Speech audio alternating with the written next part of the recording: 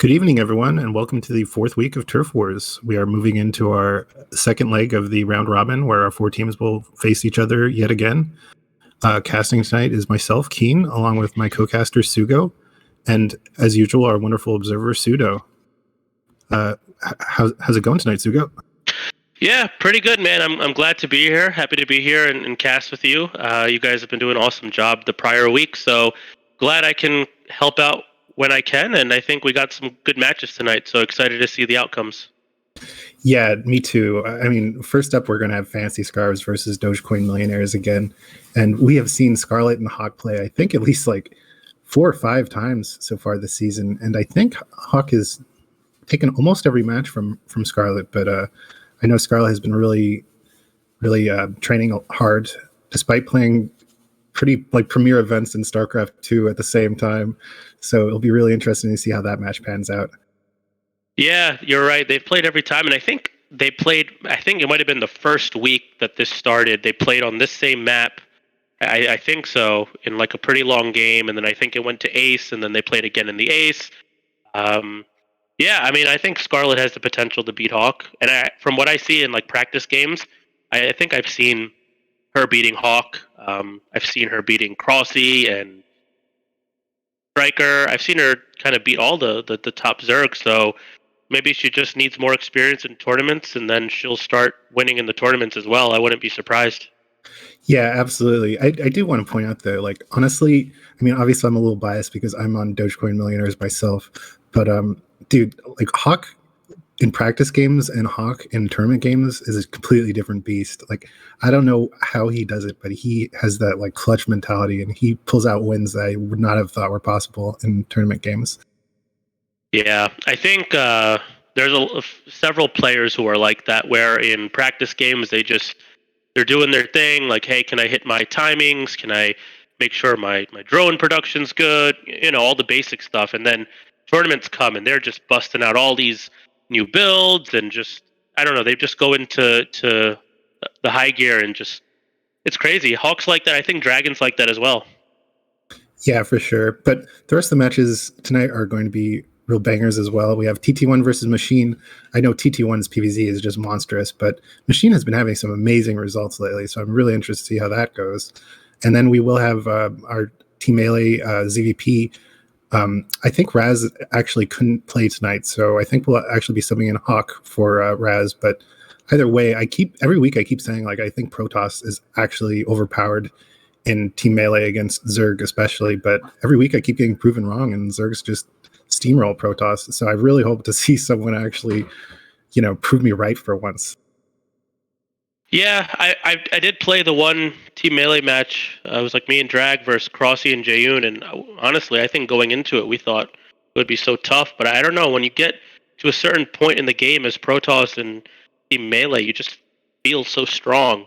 I don't know, it's weird, but I get why you say that because I was in that position. But yeah, it's weird.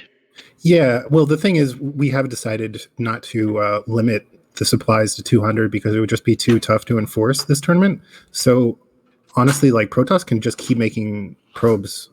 Like there's no reason for them to ever stop making probes, honestly. So their economy won't be limited in the same ways that it is in normal 1v1s. Yeah, definitely.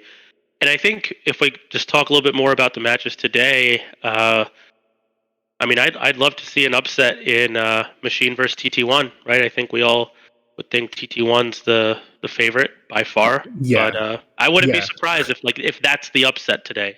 No, neither way. I mean, look, I have to support TT1 because he's on my team, but I would be really happy for Machine if he pulled out a win there because TT1 on this map, especially, I've played him a lot and he is very, very strong.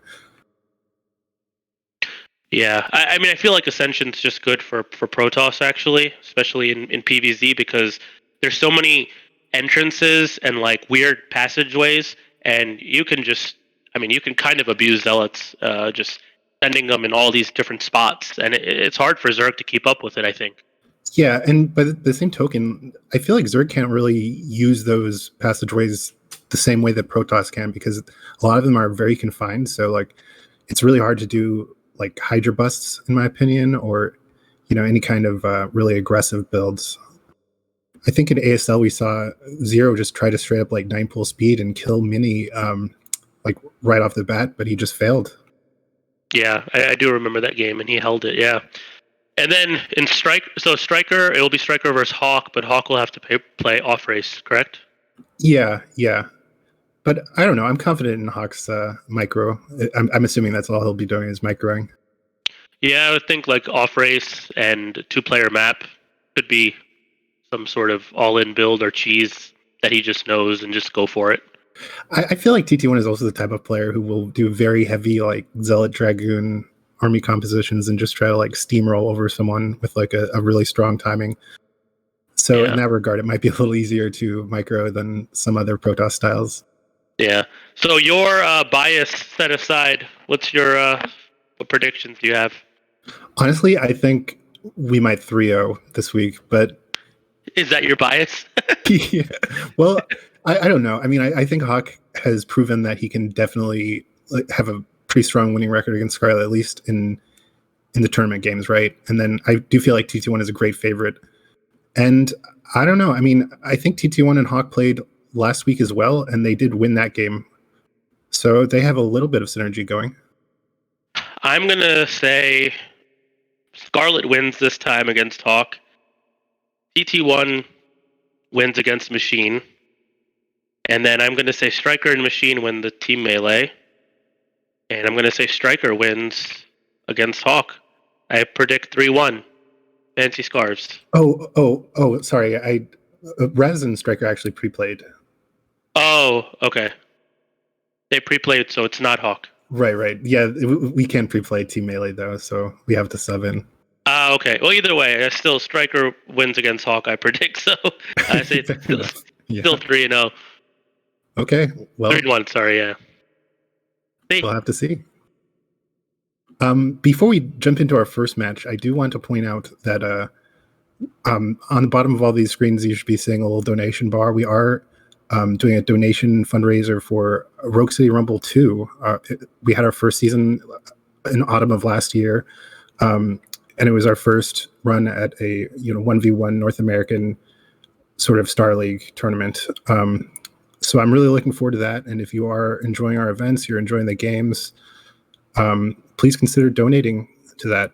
Everyone you see in Turf Wars right now will likely be participating in that, along with hopefully more as old faces come back into the mix and yeah. Yeah, this is a great initiative just for North America, and I mean we should just try and support it best we can. It's fun stuff, super well put together event, and I'm saying this as kind of the perspective of a player more than a caster, but that's how I feel. I think it's a really well put together event, and yeah, let's try to support it, guys. Yeah, we did see, I don't know if you caught any of the recent drama on that Team Liquid thread that blew up, I guess last weekend now. There was a little bit of drama about the slots that were allotted to both North American and South American players for RCG 2021.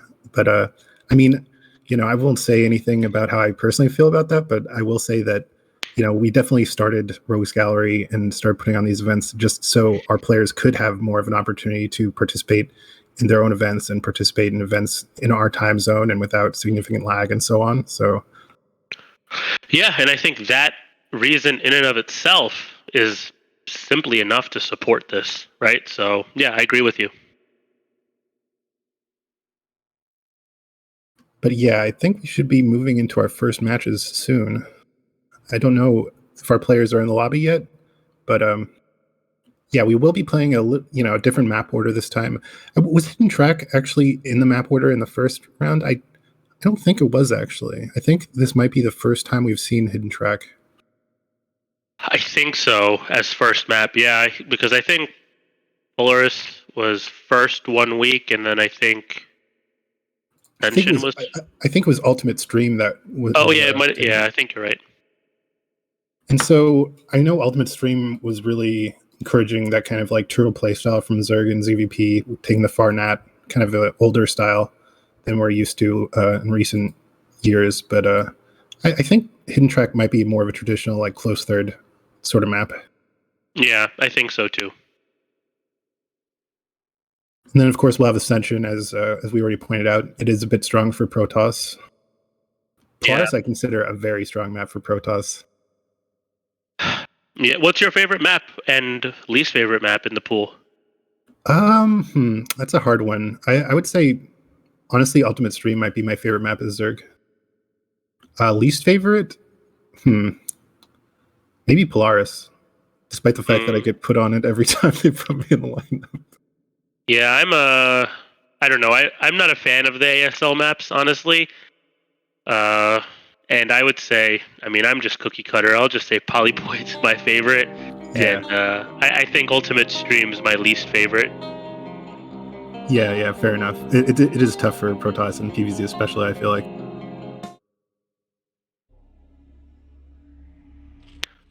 All right, we're into the match. Excited.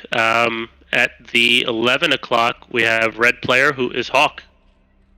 And then 1 o'clock, top right, we have our Teal Protoss Scarlet. So, what do you think about this? How do you think Hawk will open up as a Zerg player on this map? I feel like Hawk always goes for very macro-oriented builds. I would not be surprised to see an 11 hatch from him. Honestly, I feel like you would hatch first over pool. Yeah, and I just wonder as well. Like, I mean, the players, they all know each other, and I'm going to assume Scarlet's going to one gate here because she usually does one gate. So, but maybe she's not. Look, she's scouting first, but I think a lot of mind games could be used because if you're like the Zerg and you think, okay, well, I know Scarlet, she always one gates. Could I just go for a 9 pool, right? I mean, because 9 pool outright could kill one gate. So I don't see the mind games that much, but I wonder if we'll start seeing that. Yeah, 100%. I do feel like Hawk, especially in a best of one, he might just go for his normal cookie cutter style.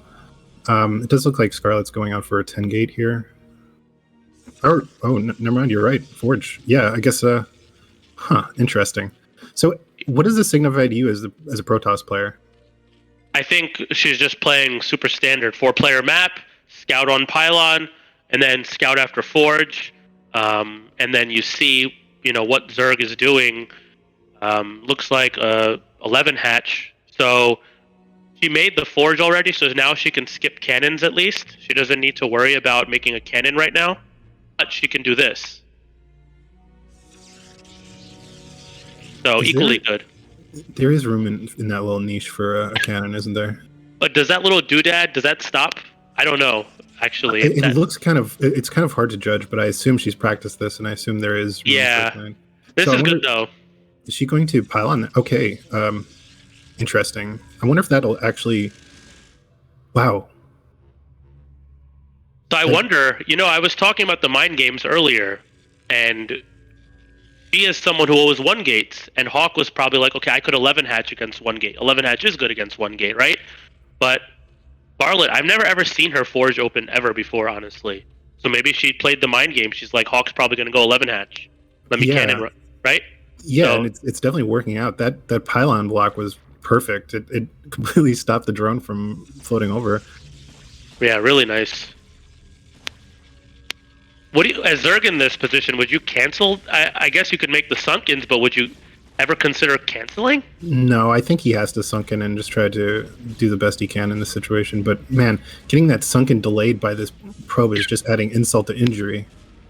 But the thing is, I wonder if canceling could have helped because she made those 2 extra cannons right there. And now she could aim the Sunkens down.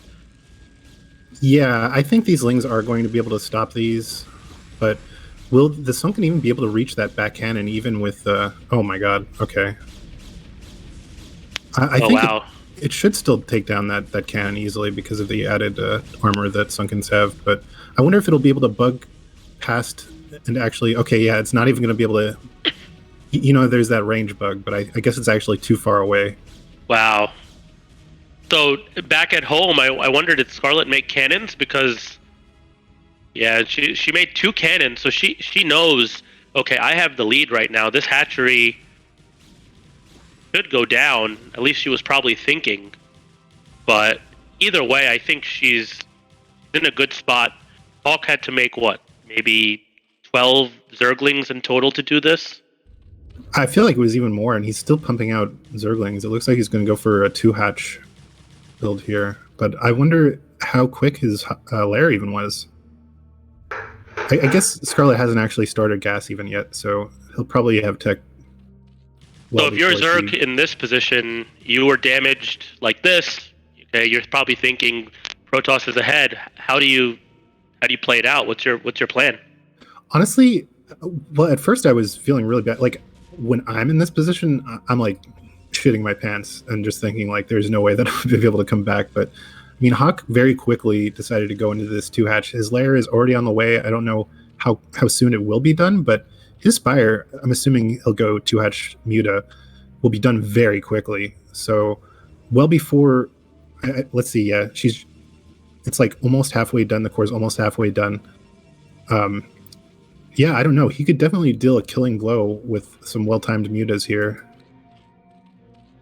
Yeah, I think some, you get 6 mutas out, five or 6 mutas out, and you just go for it. And the Protoss may only have 1 cannon by that time in the main. I will imagine that Scarlet should assume that there's some play going on here. Then again, she hasn't went back out to search. Yeah, it is a pretty big advantage that Hawk has in that he can shut down any kind of probe scout right now. And the gateway was so late from Scarlet that she only has 1 zealot right now, so she really has no way to scout at all until the Stargate and the Corsair is finished. Yeah, I think if she doesn't go under the assumption that this is 2-hatch Muta, and I don't think she'll go under that assumption because she hasn't scouted if there's a 3rd hatchery or not. So she doesn't know how Hawk followed up after the cannon rush. So I think if you make the assumption and make a cannon, you're safe. And if she doesn't do that, I think she might be in trouble. Do you think 1 cannon would be enough, though? Well, I think 1 cannon would probably still be a bit difficult, honestly, because I'm thinking Hawk will make mutas and probably some Scourge as well, and he might just go for it. Yeah, that's what I would think as well. This will probably be a bit dicey coming up here in the next 30 seconds. Yeah, she's putting down... Oh, okay, not even 1 cannon yet. That's... This could actually just be game here soon if she doesn't react. She's getting +1 Sair weapons.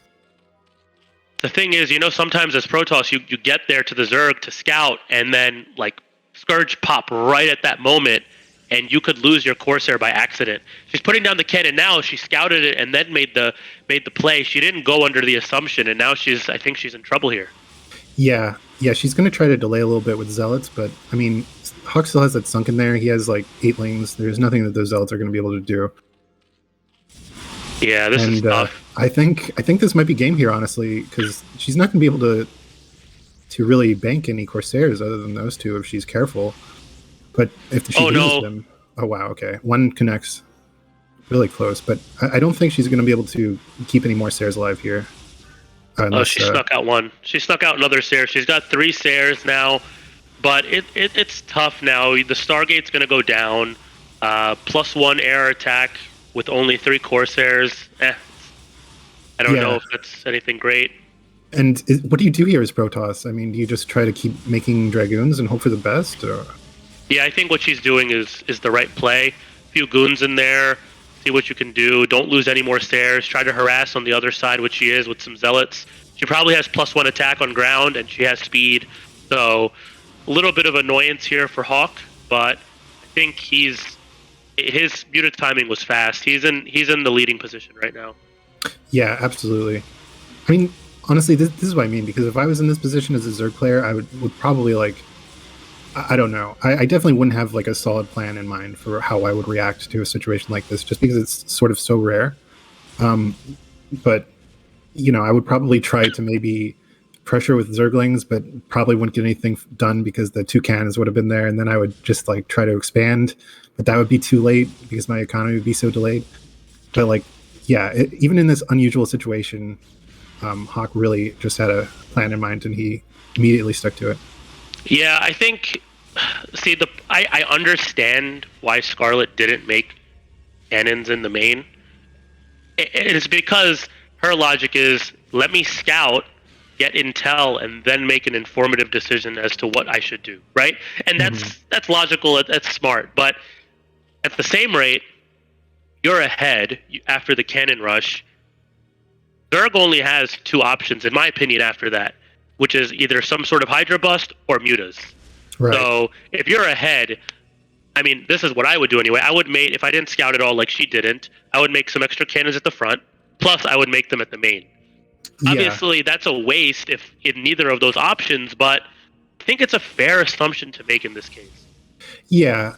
At the same time, I feel like Scarlet maybe put herself at a disadvantage a little bit by doing this cannon rush because it leads to more chaotic games, right? And I think her macro and her micro and decision making and like play styles that she's studied are very very strong, but she doesn't have as much experience in Brood War specifically as other players. So introducing this kind of chaos into this game maybe isn't exactly what she needed. Yeah, and it's funny because it's like Scarlet obviously she understands the game. She understands the game really well. That's why she wants to scout first and then make the decision to make cannons. Whereas I feel like your typical foreigner would have just I need cannons in the main, and Hawk would have just probably just like left the game because there's two blind cannons in the main, right? So Yeah. it's almost like sometimes the silly foreigner plays get rewarded, whereas her almost logical play is being punished. Yeah, yeah. I mean, she didn't want to cut any corner, like, or rather, she did want to cut corners and keep her economy going until she was able to confirm what's going on. Whereas, like like you said, the typical foreigner would just blind drop those cannons, and in this case, they would have gotten rewarded. But if they were playing, someone maybe a little higher level, if they waste minerals like that, and then the Zerg decided to just go macro, they'll just get smacked. Yeah, exactly. So now Scarlet's in a tough position. She's not going to secure the main.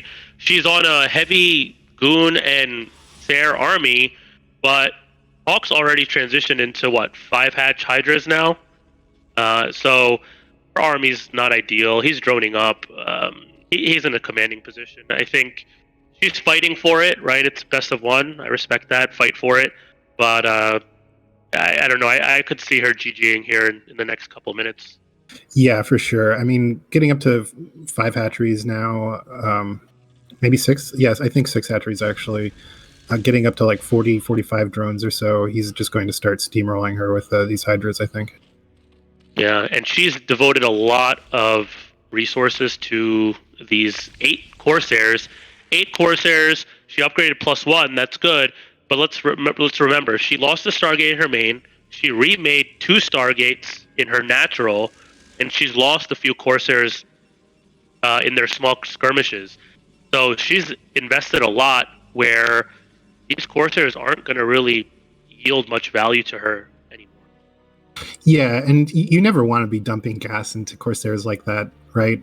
As a Protoss player, you really want to be saving as much gas as you can to get like a healthy number of High Templar in there, along with a heavy Dragoon mid game.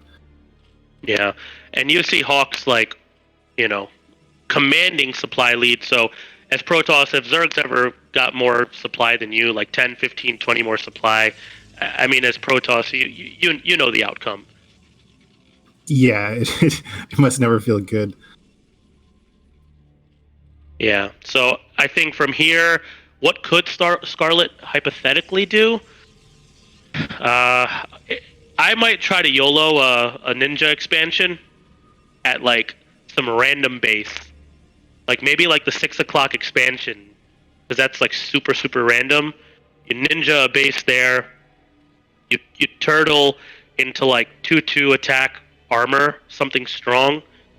Kind of just Just go like full B rank South American Protoss. yeah, something, because it's like it's kind of unwinnable here. But I think a ninja expansion would help. But then again, like Hawks kind of really exploring the map almost randomly with those mutas. So who knows if even that would pay off, right? Yeah, yeah. I mean, it's always tough to get a ninja expansion when your opponent has an air superiority and they can just fly fly around with impunity. I mean, yeah, like she can try to chase those down with Corsairs, but they're never going to catch up. So Yeah, and Hawk's forming lurkers now. Is the robo timing even complete? I don't think there's even a robo. Robo's just just starting at started. Ouch. wow. So that I mean, lurkers are about to be done. I'm sure Hawk's gonna come in and I don't know, go for a contain and just seal the deal with that. So let's see what happens.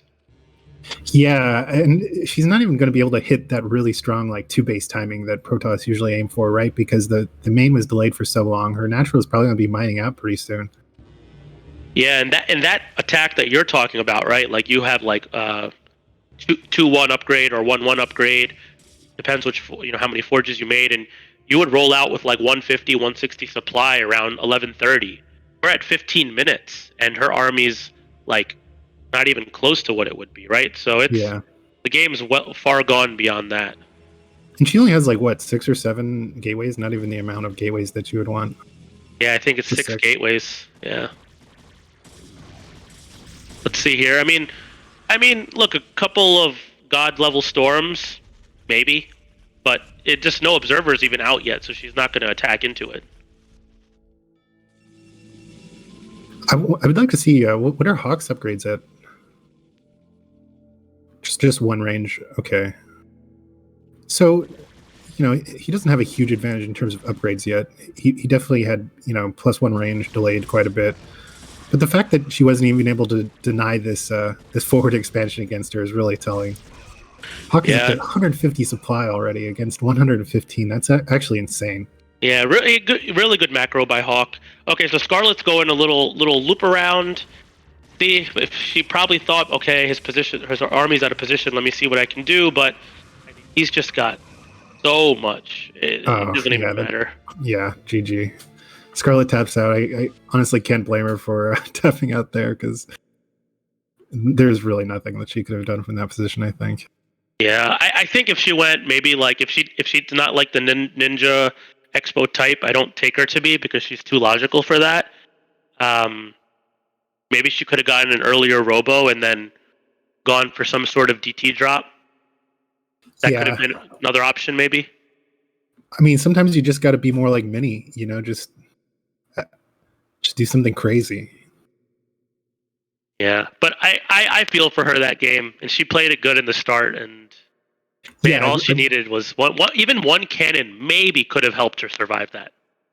I think so too, and I think you're totally right about the mind games. I feel like she has recognized, because she's played Hawk so many times in Turf Wars 2 alone, and she's probably studied the games, so she realizes that he almost always goes hatch first. So I really actually loved the cannon rush there, but the follow-up just wasn't enough to deal with the 2-hatch meta. Yeah, but GG, and I think now we're getting ready for the second game. It's TT1 and Machine, correct? Yes, it is. Nice. I think if there's going to be an upset, this could be it, even though, I mean, TT1's massive, massive favorite, honestly. Yeah, TT1's PVZ, I feel like, is among the strongest in the non-Korean scene. Even when he's like a little out of shape, he's still a force to be reckoned with.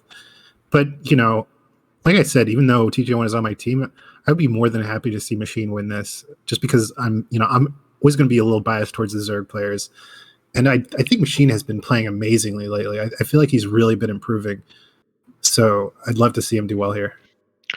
Yeah, and when we talk about activity levels, I don't know if, TT1's playing much at all. I think a lot of the players aren't really playing too much. I mean, there's like Hawk plays a good amount, I think. Striker plays a good amount. Machine plays a good amount. There's a couple people who play like a lot, and I think you shouldn't underestimate those people. Machine's one of those, I think. Yeah, I absolutely agree. I feel like I don't know how much TT1 has been playing exactly, but I think that I might be like the main source of his activity right now, which I'm not the highest level Zerg, so who knows? Yeah, I sensed that when we played, man. Ouch. Yeah. I will say I was not feeling well that day. I had to throw a little trash talk in there. Fair enough. Yeah, I did not do well that game. All But right, yeah, so let's uh, 12, let, let's 12 switch into o'clock. the game. 12 o'clock. We have our Peach Protoss TT1. All right, and then at the 5 o'clock we've got the Gray Zerg machine. Yeah. So right off the bat, I think TT1 has a little bit of an advantage here, not only because he's not going to get Overlord scattered immediately, but because I feel like the mining at 12 is just out of this world. Yeah, and TT1 another player, right? I think he typically opens one gate as well. So yeah, if he's sending the probe back, he's probably going to open one gate. And I think Machine, like, I'd just like to see more mind games because in North America, a lot of the players, they all know how each other plays. And I think if you have mind games like we saw last game, I thought it's a mind game with Scarlet, I think you can capitalize on some really cool stuff. Yeah, I agree. I mean, you mentioned 9 pool. It doesn't look like Machine is going to be going for a 9 pool, already making the Overlord. But honestly, TT1's gate first is fucking annoying to play against. Frankly, he's like very zealot heavy. Zealot forward with his early harass. He will always immediately send out the first zealot to go pressure the third, just to force Lings back and force the Zerg to play a little defensively. So honestly, like a 9 pool speed might be what I would try to pull out against him if I was trying to just like overwhelm him early. At the same time, his zealot micro is very good as well, so it's definitely a risk. Yeah, and if you notice, he made the gateway and he did not scout. So this is like the new thing that I think Protoss are trying to do because Mini did this in ASL, right? I think everyone probably knows against Zero. He busted out some interesting stuff, and this was one of those things. You go gate first or whatever you're going to do, but you don't scout. And as a result of the Protoss not scouting, that one probe it yields a lot of extra minerals for you. And so someone like TT1, I mean, he could put those extra minerals to use. So I think he could get a really, really efficient build out of this. Yeah. He's also, just in general, he's a player who likes to optimize his early game and really get like just huge leads by getting those little early like mining advantages, getting early harass advantages with the zealots. And on maps like this, he's always going to be able to get zealots behind the minerals at the very worst and get decent trades against the Zerglings and force more Zerglings out. Yeah, and so TT1 he didn't scout obviously, but he realized okay that Overlord never came, so I think he realized that the base is here. I guess I don't know. I guess because if you're at the 5 o'clock, you would typically send your Overlord to 7, correct? Yeah. So he used that type of logic and probably he just knew okay this guy's probably here at 5 o'clock. So he got 2 Zerglings there, so that's not a bad trade, honestly. Yeah, not too bad for a Machine either. It's kind of, I would say, an even trade. Usually, if you get a really good position, oh my god, do Lings only hit 1 by 1 here? That is brutal. Wow, yeah. Oh, I think Machine just the second Zergling wasn't attacking. Okay, just a little bit of a micro mistake there. But that time, that Zealot got 4 Zerglings, I believe. So now you're at 2 Zealots for 6 Zerglings. So actually, that's still pretty good for Zerg. Like, usually it's like 4 Zerglings per Zealot. So if you can go 8 for 2 Zealots, then that's even. If it's 6 for 2, then I would say Zerg is kind of in an okay spot there. Mm-hmm. Yeah, I agree. Still, yeah, like around evenish, but you see, these 2 more, they're just going to force out more Zergling. It's like this is the problem playing against this style. It's so frustrating because, as Zerg, you keep thinking like, okay, I'm making more Zerglings, but I'm cleaning up these zealots. He hasn't really got any drone kills yet, so I'm not super behind. But he's still building up his probe economy, and like you said, he didn't even scout, so he's been getting an economic advantage from the very beginning, and it's just going to be stacking up. It's still such a pain to deal with these zealots even now, and yeah, wow, and then those zealots, yeah. That's tough. 2 back there. Once you get like 2 behind mineral fields like that, it's tough. Like you're gonna need like 8 Zerglings, and he positioned them well. Like that's hard to take him out. So I think now I would say Protoss has definitely had. This was a lot of Zerglings, and like you said, a lot of Zerglings, no drones, probes keep going. He's already doubling the supply. At this point in the game, Protoss usually does have a greater supply, but this is quite a I bit right now. Yeah, and he's delaying this. Not like honestly, Machine should just cut his losses and just transfer all those drones over to his main because the mains do have 10 mineral patches on this map, and he only has like 6 drones mining in his main right now. So he has like 1 drone at his third. He has 5 drones at his natural. T1 is like fully saturated already on both bases, and he's still sending in zealots here. So even that 1 drone kill is just really really bad for Machine. Machine isn't even going to have enough minerals to create mutas for the foreseeable future. Yeah, this is. I mean, at 6 minutes into the game, if you're still sending in zealots like this, then you as the Protoss, like you have the game in your hands. Like you're not sending zealots like this at the 6 minute mark. You're actually usually saving them because your timing attack around 7 to 7:30, you know that needs to take place. He's just sending them because I don't think he cares. He's like, all right, like his economy's in shambles. He hasn't probably missed a beat at his base, so he's probably feeling real good right now. Yeah, he's just twisting the knife. Honestly, it's a little sadistic. Yeah, and you see he's double supply, just killed an overlord. Um, I think Machine just got drones mining at the third. He hasn't even put down fourth or fifth hatchery yet. No Hydra Den yet. I mean, his build is just totally thrown off. Yeah, he just now. Okay, so he finally got his fourth hatchery down.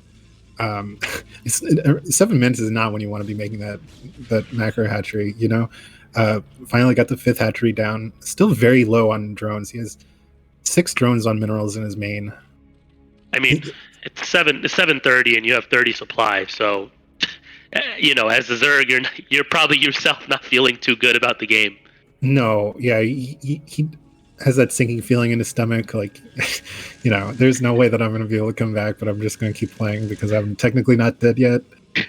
Yeah, and I can see why people hate Protoss because, I mean, the man was just sending in zealots. It looks like it's haphazardly, like, oh, let me send a zealot here, let me send a zealot here. Oh, let me put it behind the mineral field and watch me win the game.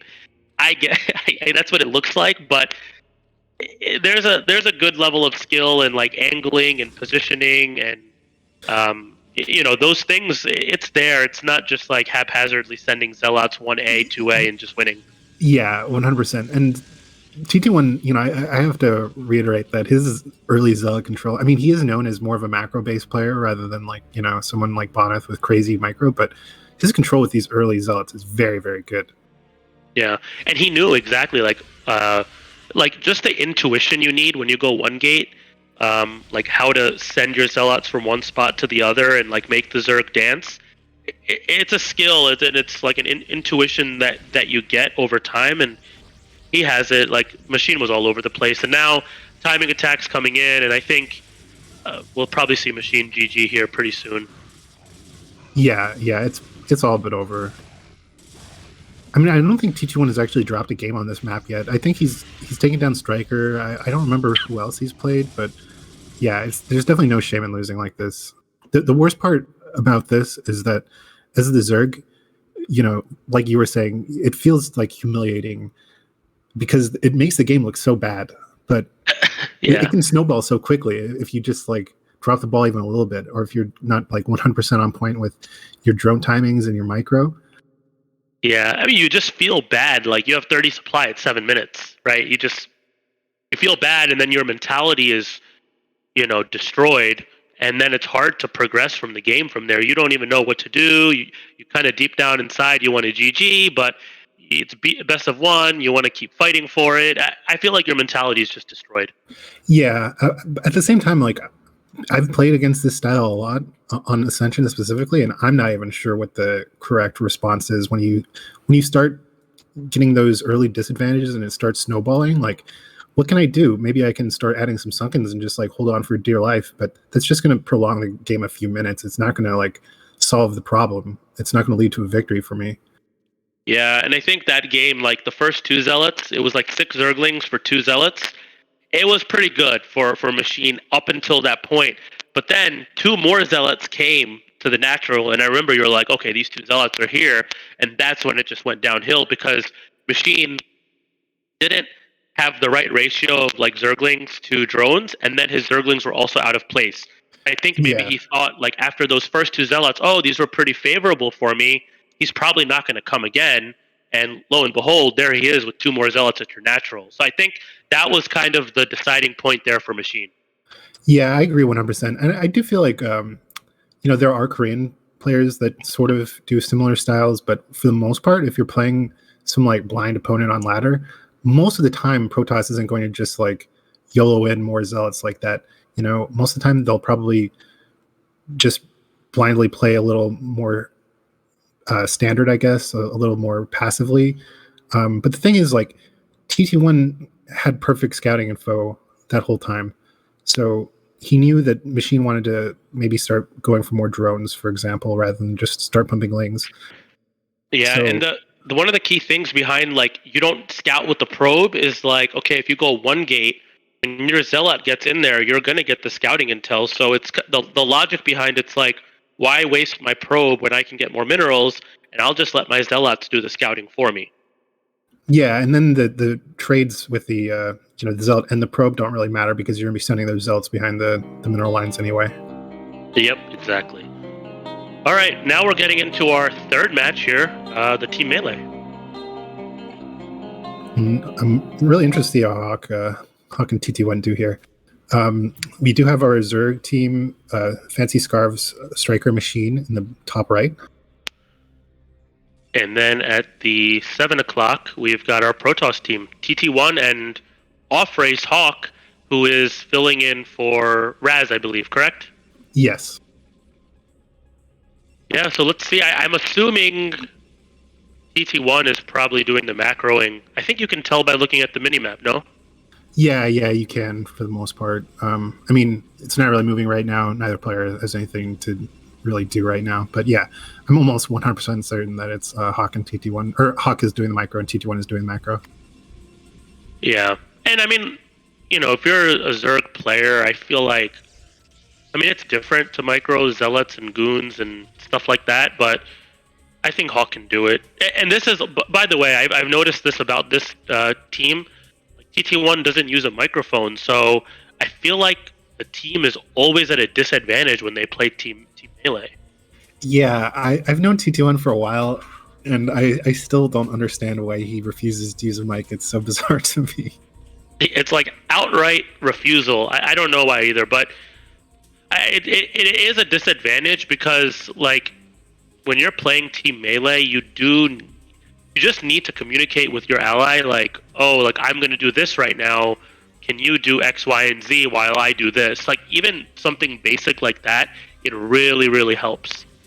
Yeah, I mean, it's one of the things I struggle with when I team melee, right? Because first of all, there's a different rhythm to playing team melee. Whereas when you're playing by yourself, you have your own rhythm for like when you control units versus when you go in macro. But also, like if I'm just sitting there macroing or whatever, if my teammate isn't communicating with me about like what units they're losing, what units they need, and so on, like I'm probably just gonna be like vegging out and watching my drones get created and stuff. So like if they're not on mic, if they're not communicating with me, it makes it really hard to be successful. Yeah, definitely. And we see here that like they took a forge approach. I think that's the right approach to take in PvZ team melee because if you open one gate, it requires a crazy amount of communication. It doesn't even matter if you're on the microphone. If you open forge first in team melee, it's just so much easier, less chaos, and you kind of just go for it. I think this is the right move. Yeah, I 100% agree. Before this season started, I actually thought it was the opposite. I thought you should just go gate FE every time because I'd only really played with like CPL level type players in Team Melee or like, Pub BNet level players. So whenever I would go Protoss and do gate FE, they would just get completely wrecked by it. But when you're playing with players that are a little higher level, they're just going to destroy you with those early lanes. That's the thing. Like when it's regular 1v1, the Zerg player can struggle against the Zealot because they got to do all this other stuff with their drones, right? But you've got one person. It's way easier to like surround a Zealot and just micro it against it. I think one gate's not effective. Yeah, I 100% agree with that now. The wool has been lifted from my eyes. Yeah. So okay. So if we look at the game here, we've got pretty standard game. Protoss Forge opening. Zerg's just going for standard lair, and I think the timing was very standard. Everything's just looking super cookie cutter here on both sides. So I think this is going to turn into your pretty standard macro game. Yeah, absolutely. And I mean, Striker is definitely in his comfort zone. I'm assuming Striker is macroing. So yeah, where the focus is really. Yeah, So. yeah. The orange box is definitely just focusing on those bases for now. Yeah. But yeah, Striker has really good macro. Yeah, he has amazing macro. His builds are on point. He knows he's like a StarCraft encyclopedia. Really, he knows like every single Zerg and Protoss timing. He knows just every opener build. Like, yeah, it's funny you say that because in for NAS we have our own NAS cord, and it's funny because someone like Jan Zerg, he's a NAS, and I mean everyone knows Jan Zerg, one of the best Zerg foreigners, right? And he asked Striker in the NAS cord like about timings and what to do about this, and like Striker's got the knowledge, man. He definitely does, and Striker, it's crazy because this guy was like, I don't know, 1800 like 2 years ago, 3 years ago, and he climbed all the way up like 2300 plus now, I think. So yeah. I always love seeing players who really put in the time to study and put in the time to grind to finally find that success. I know Striker has struggled a little bit as he started playing more like premier foreign tournaments and stuff. He's still struggling with like tournament nerves and so on, but he is starting to get more and more, positive results and starting to conquer those tournament nerves. But I mean, based on his like ladder performance alone, it's clear that he's very high level Zerg. definitely, yeah, definitely one of the top in North America. All right, so we've got standard Sair opening +1 attack. Makes sense. They saw the lair, and I think we've got super standard fourth hatch and hydrogen timing. Yeah. The great part about playing Forge against Forge Fast Expand is like, assuming the Zerg doesn't get immediately thrown off, like I did in our Polaris game. You can just go straight for the 230 gas. You get your expansion down, you get your third down, and you can just basically drone to your heart's content. There really isn't much Protoss should be able to do with early Zealots. So you can get your Spire completely on time to deal with any Sairs and go straight into that like really comfy 5-hatch macro. Yeah, definitely. And I think TT1 and Hawk, they're going for the +1/+1 timing attack. So +1 Sair and +1 Zealot. And you go at like 730, and you should have like 4 or 5 Sairs and like 7 or 8 Zealots. And it's pretty strong, like when you attack with the +1 Zealots and you've got the Corsairs there, because you can take down some Overlords, and if the Hydralisk are trying to like shoot the Corsairs, then the Zealots just do so much damage. It's tough to beat sometimes. Yeah, 100%. I mean, even like CRDT, but there's just so many little corners that Protoss can cut. If your scouting isn't 100% on point and you don't know how to identify all the little variations in Protoss openings, there's definitely like little different timings and stuff that Protoss can pull out that can really put the hurt on Zerg. But yep, and so now 7:30 is approaching, so they're going to start walking now. So you get kind of like halfway to the base, and then your +1 and speed kicks in. Hawk should have gone probably a little bit earlier, but those are like the differences that maybe Hawk as a Zerg player doesn't know, right? Like those Zealots should have already like been attacking the Zerg right now. Oh yeah, and those Zealots getting split too, because he's a little unfamiliar with the pathfinding on the map. Yeah, so like now 4 are going like alone, and now he's got to retreat, and now Zerg knows. So I think that's a repercussion of not being a Protoss player. Yeah, it's a shame, but I think Zerg was ready for this. Like Striker's got those crazy timings, and like they know, and I think I don't. Is this an all in? Hawks calling all in? I don't know. I think. I mean, this is a crazy number of Hydralisk for 8-minute mark. Yeah, I don't know. I think they might be drawing behind it, but it's hard to Yeah, tell. it's tough. I mean, I've seen this before where it's like 40 drones and then they stop. Yeah, they're And definitely then, droning behind it right now. yeah. So I think he probably stopped around 40 drones going for like that aggressive play. Um, and then just kind of pick it back up, force like Protoss to make 5-6 cannons. Sometimes as Zerg, you get lucky, like if you realize they don't have Storm yet. I've seen this before from the Zerg side. Yeah, definitely nice to put on a little bit of pressure there. Usually, as Zerg, you know, you tend to like lose the initiative very early, and you're just forced to kind of play defensively. But whenever you can force, you know, if you can get down this gateway, if you can get down the forge without taking too many losses from these storms, which Machine has been doing a very good job microing out of, it's always really, really good. So are we at 8 gateway? Yeah, he just lost one though, so 7. Okay. If I think the Protoss is in a good situation, but he's lost what I think 2 or 3 storms now. He had to use it to defend the gateway, but they lost the gateway. But the good news is that's not as big of a deal as losing the forge, because losing that plus, I think they might be going for 1-1. I feel like TT1 is definitely a player who likes going the early armor, which is Yeah. basically what everyone does nowadays against Yeah. these Hydra heavy styles. The thing is also like when you get like 2-1 as Protoss, 2-1 like it crushes Hydras. Yeah, This is a good timing though. It's a good timing that they have right now. Like TT1's got good macro and good timings as well. This is actually hitting kind of early because this type of attack, they're going a little bit earlier, I think, than normal. But the 1-1's already done, and I think Hawk's taken a little too long. yeah. If Hawk gets going and really starts getting across the map here, they could potentially hit before lurkers. But I don't know what he's actually doing right now. Why he's going to the third? I think he's clearing it. Like if there's anything there, and then TT1 can go expand there. But they should have just attacked more quickly because now it's tough. Like Zerg's gonna be in position now.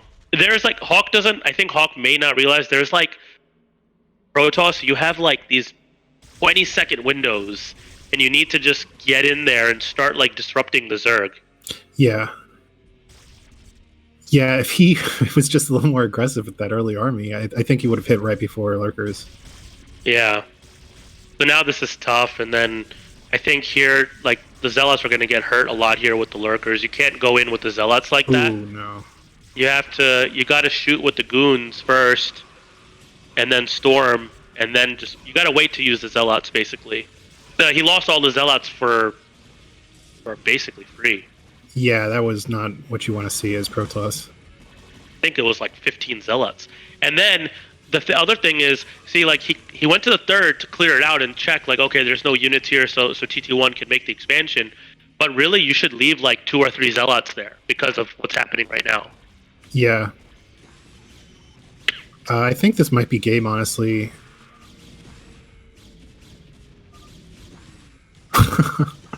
Hawk, I feel like Hawk should. Yeah, it's Hawk funny. as a Zerg player, I feel like should have known that he's not supposed to go in with Zealots like that. It's different, man. It's different, and I don't blame him. Like PvZ is really, really hard, and just to like control those armies, like Zealots in the back, and then Storm, and like have that level of patience. It's different than sometimes the level of patience for Zerg. TT1, I feel like TT1 is a little Mad. What, say stubborn here. I don't think there's any way out from this hole. Yeah, it's pretty much done, and I mean they've got the contain now, and the thing about like the contain is like when it gets really deep, and you know this as a Zerg player, when you've got like 15 lurkers and it's like going deep back, like you feel pretty good. You're like Protoss not breaking this. Yeah. You just rally to that, rally behind the lurkers and just kind of feel comfortable. Like, like I said, a lot of times as Zerg, you're not going to have the initiative really, but when you're just camped out in front of two Protoss bases and they have nothing else out on the map, like there's really nothing to worry about. Yeah, but I think the reason TT1 was so like, probably frustrated is because he probably saw like those 20 zealots dying for free. Yeah, I'd probably be a bit frustrated too. And yeah. I think the same thing might happen here. Why even try to attack into that? Just like run by or something and try to put pressure somewhere else. Yeah, I think they'll probably GG here after this last army dies. Yeah, that's Yeah, that's tough. Also, you got to remember, like, set aside the fact that it's his off race and Hawk may not know like those mechanics and stuff we were discussing, but I feel like their play style as players, their mentalities are so different. TT1's kind of like this aggressive, let me kind of get in there, get in your face kind of PVZer. Hawk, if you take his mentality, he's like a pretty calm kind of. He's not like that type of player, so I feel like the styles clash as well, like the mindsets. Yeah, I 100% agree. One of the things I respect the most um, from Hawk is that he is so patient and calm and collected. I feel like that's honestly what leads to a lot of success in these tournament matches. Like, a player like Crossy, for example, is extremely skilled mechanically, but sometimes I feel like in tournament matches he just like sees red and just like tries to go in for the kill, and it kind of bites him a little bit. Yeah. But it was funny when Hawk was like, "Is it GG or whatever he said?" And TT1's like, "Nah." Just one more. We tried one more push. Yeah, Which is fine. It's fine in a best of one setting. I feel like, but yeah, it was basically over. yeah. All right, so we're going to go into the fourth match. Yeah, now? Striker versus Raz. They did pre-play this. And any viewers who are wondering, you actually can't pre-play Team Melee because replays don't even work for Team Melee. So, and the score right now, it's 1 for Fancy Scarves, which is Striker's team, and 2 for Dogecoin, which is Raz's team. Okay. All right, so next match starting, and we've got Striker Brown Zerg at the 11 o'clock. And bottom right at the 5 o'clock, we have our Peach Protoss Raz. Did you say it's peach, or is that more of like a light pink or something? Honestly, I never know. I guess if I have to choose, it's a light pink. I think it's a light pink. It's blue now. It's just blue. No All right. I think in this map, if I'm Raz against Striker, I don't know. I don't know about one gate against Striker on this map.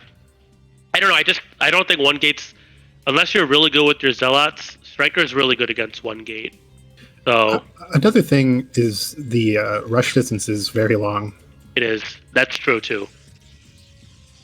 But wow, going one gate, it's kind of surprising to me as well. Yeah, and he did. Did you see if it was a 9 gate or a 10 gate? I didn't see. Honestly, I missed it as well. Oh, okay. Because the gateway seemed just a little bit late. That's why. Yeah, well, if you are going to gate first, I feel like you should definitely 9 gate because a 10 gate is not going to be able to put any pressure on the Zerg. Yeah, I think so too. All right, Striker's taking weird base here. I feel like I've seen this before, but I don't remember where exactly. It will throw off. I guess if he was anticipating Forge first, it would throw off the Protoss, and they wouldn't be able to cannon rush really. So in that regard, it's decent. But against KFE, it's actually worse because if he scouts that base, then Zealots will be able to just rail on it. Yeah, but I'm thinking that this move alone, I think you're right. Like it's like protection of yourself against like a cannon rush or something. But I think in this position also it serves as like a confusion for the Protoss. So like if Raz doesn't see this, then he's already confused. He's like, what's this guy up to? Yeah, I agree. And then I guess Zerg can really just play normal. I mean, his snatch is a little more delayed than it should be, going up to 400 minerals, but it's actually fine. And then the late gas. So I don't know. Striker is a very very standard player, so I'm guessing he'll do the sort of like speed first into 5 hatch. Yeah, I think Raz made a good decision here. He went one zealot only and then made the nexus, and he gets one drone. Wow, that's good.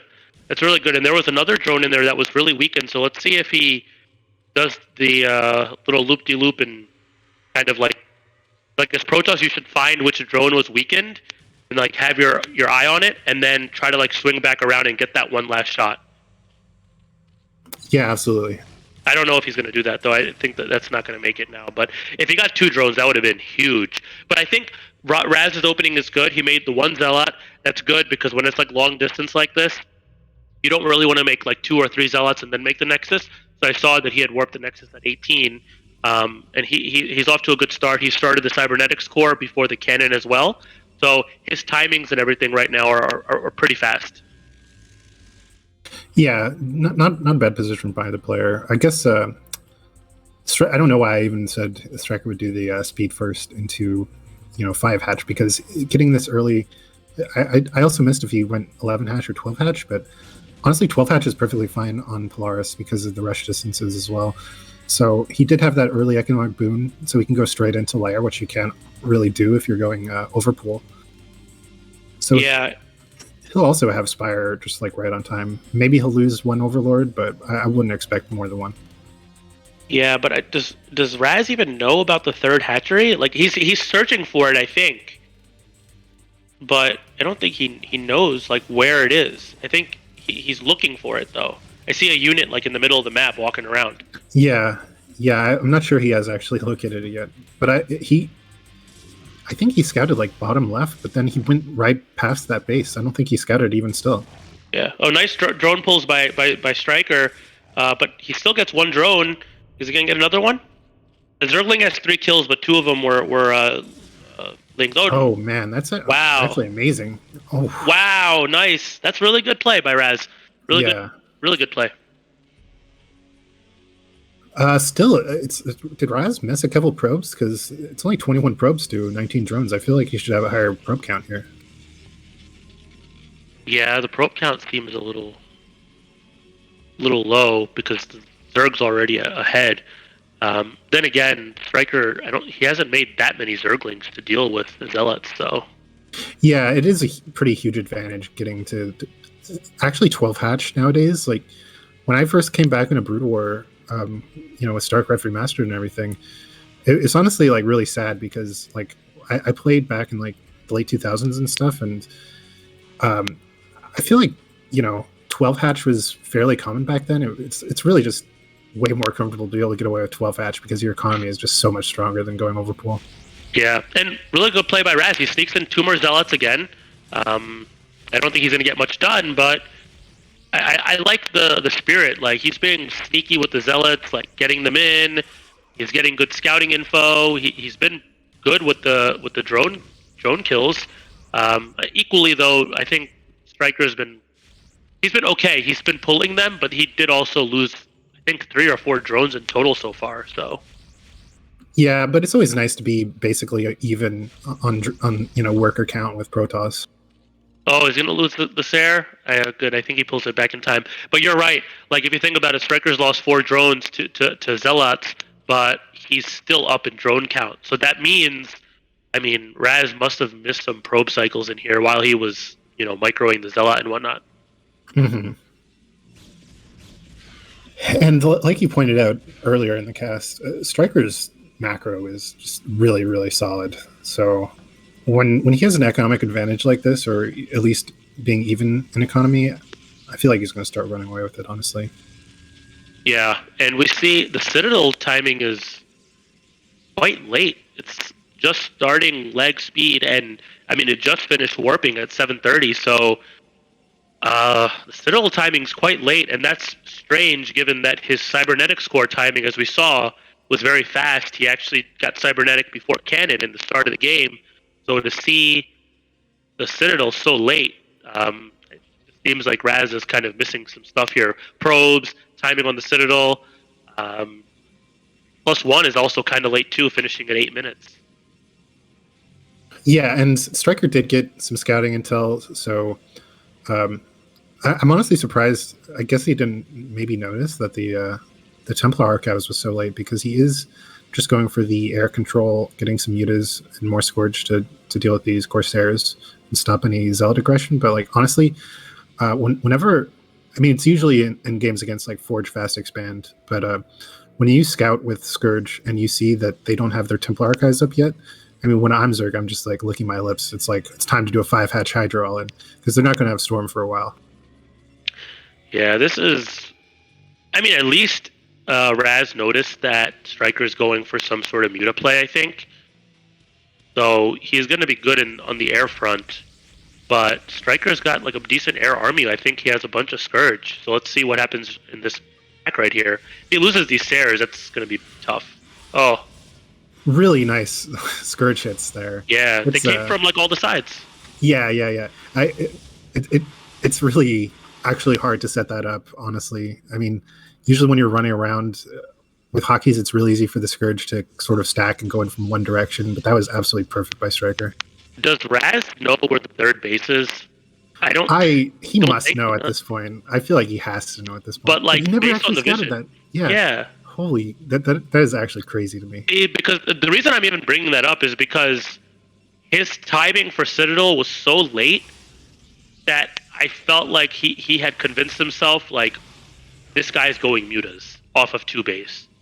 Yeah, you might be right about that. And sometimes I feel like players actually psych themselves out and like overthink things like that, because there was one game, I think it was actually from the first just like show match series that we ran, Foul Play, where we had Hawk against Boa, and there was a game where Boa was against Hawk on Benzene, and Boa actually like accidentally canceled his Nexus right before it finished at his natural, but he ended up still winning because Hawk just couldn't make heads or tails of his scouting information, and so he kind of like psyched himself out and then ended up losing to just like Sarah Reaver.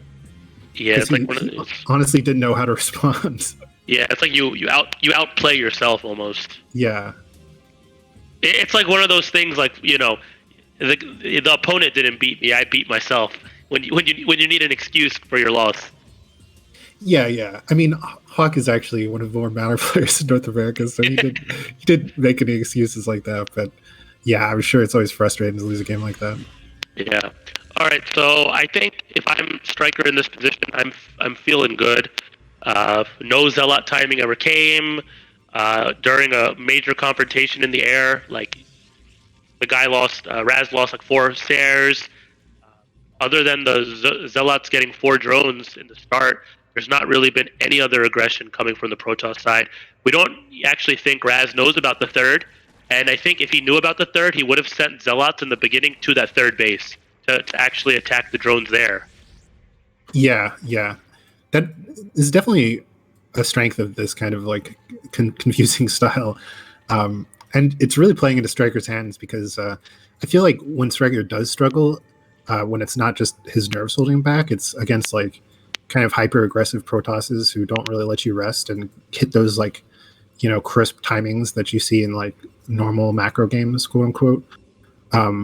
But yeah, if you're not putting him on the back foot, you're just letting him like play single player, you're gonna have a rough time. Yeah. Okay, so Lurker upgrade just finished, so I'm sure Striker is gonna be bringing in the Lurker soon. Yep, he is. I don't know about robo timing from Raz just yet, but I think he might be in for a bit of a surprise. I think he might think like, you know, Striker's been doing some weird kind of play, and he probably does not expect Lurkers. I don't see a robo. Oh, he does have a robo. Okay, wow, that's good then. I'm just curious to know what was under Raz's mind in this game.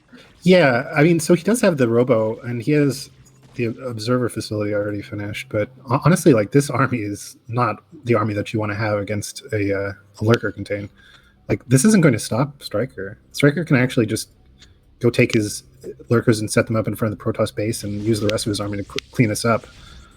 Yeah, this is a good attack here, though. It's catching Striker off guard when his units were all out of position. So this is good, but now he needs to get out of there. Yeah, that's good. So he got the hatchery cancel, got Striker to pull back a little bit, and I think now he finally scouted the third. So I think now he realizes, oh man, like this guy had a third the whole time. So he probably Yeah. knows he's in a tough position. Yeah, absolutely. Yeah, it is definitely nice like, making Striker cancel that fourth, but it's not that big of a deal because it was just like a patch mineral only. I'm honestly surprised Striker even tried to take that. I almost think he'd rather want to take the mineral only on the high ground outside of his third. Yeah, that's true. If you let Zerg get a contain here, man, it's tough. It's not like a Yeah, big surface area for yeah, Protoss to like fight. yeah. Yeah, one of the saving graces of Polaris is if you can get to the mid and late game with a strong economy, like relatively unscathed. Um, Definitely strong. It depends on who sets up. Really, like setting up on this high ground is also really really good for Striker. Yeah, but this army composition isn't too good right now for Raz. It's like heavy Zella, and he has like 4 goons in there. You need to like really switch that into a much more heavier goon composition right now. This would be tough. Like he lost a lot of Zealots fighting so far, but honestly, he had some good storms in there, and he's cleaning it up. Yeah, honestly, this one way better for Raz than I thought it would. Yeah, definitely. I feel like Striker was like over microing. He didn't even have to keep like dancing with the Hydras that way, and he just kept dancing with them, and then just ended up actually lost that battle. Yeah, but even so, I feel like Striker is still in a decent lead. I mean, it's still even in supply, and we just see all the Zerg units streaming down now. Yeah, I mean it was a little bit of a saving grace for Raz, given that he's been behind. So evens the tides a little bit. But you're right, it's still. I mean, this is a scary position to be in, regardless. 15 minutes and no third being started by Protoss. I mean, That already. how long is it going to be until he mines out from those 2 bases? I mean, it can only be like a couple more minutes, honestly. He's on 43 probes. So, I mean, He was a he's little like, late. He was a little late to get fully saturated, I feel like, but yeah, around. You want like 24 probes in your main base mining, and you want 18 probes mining in your natural.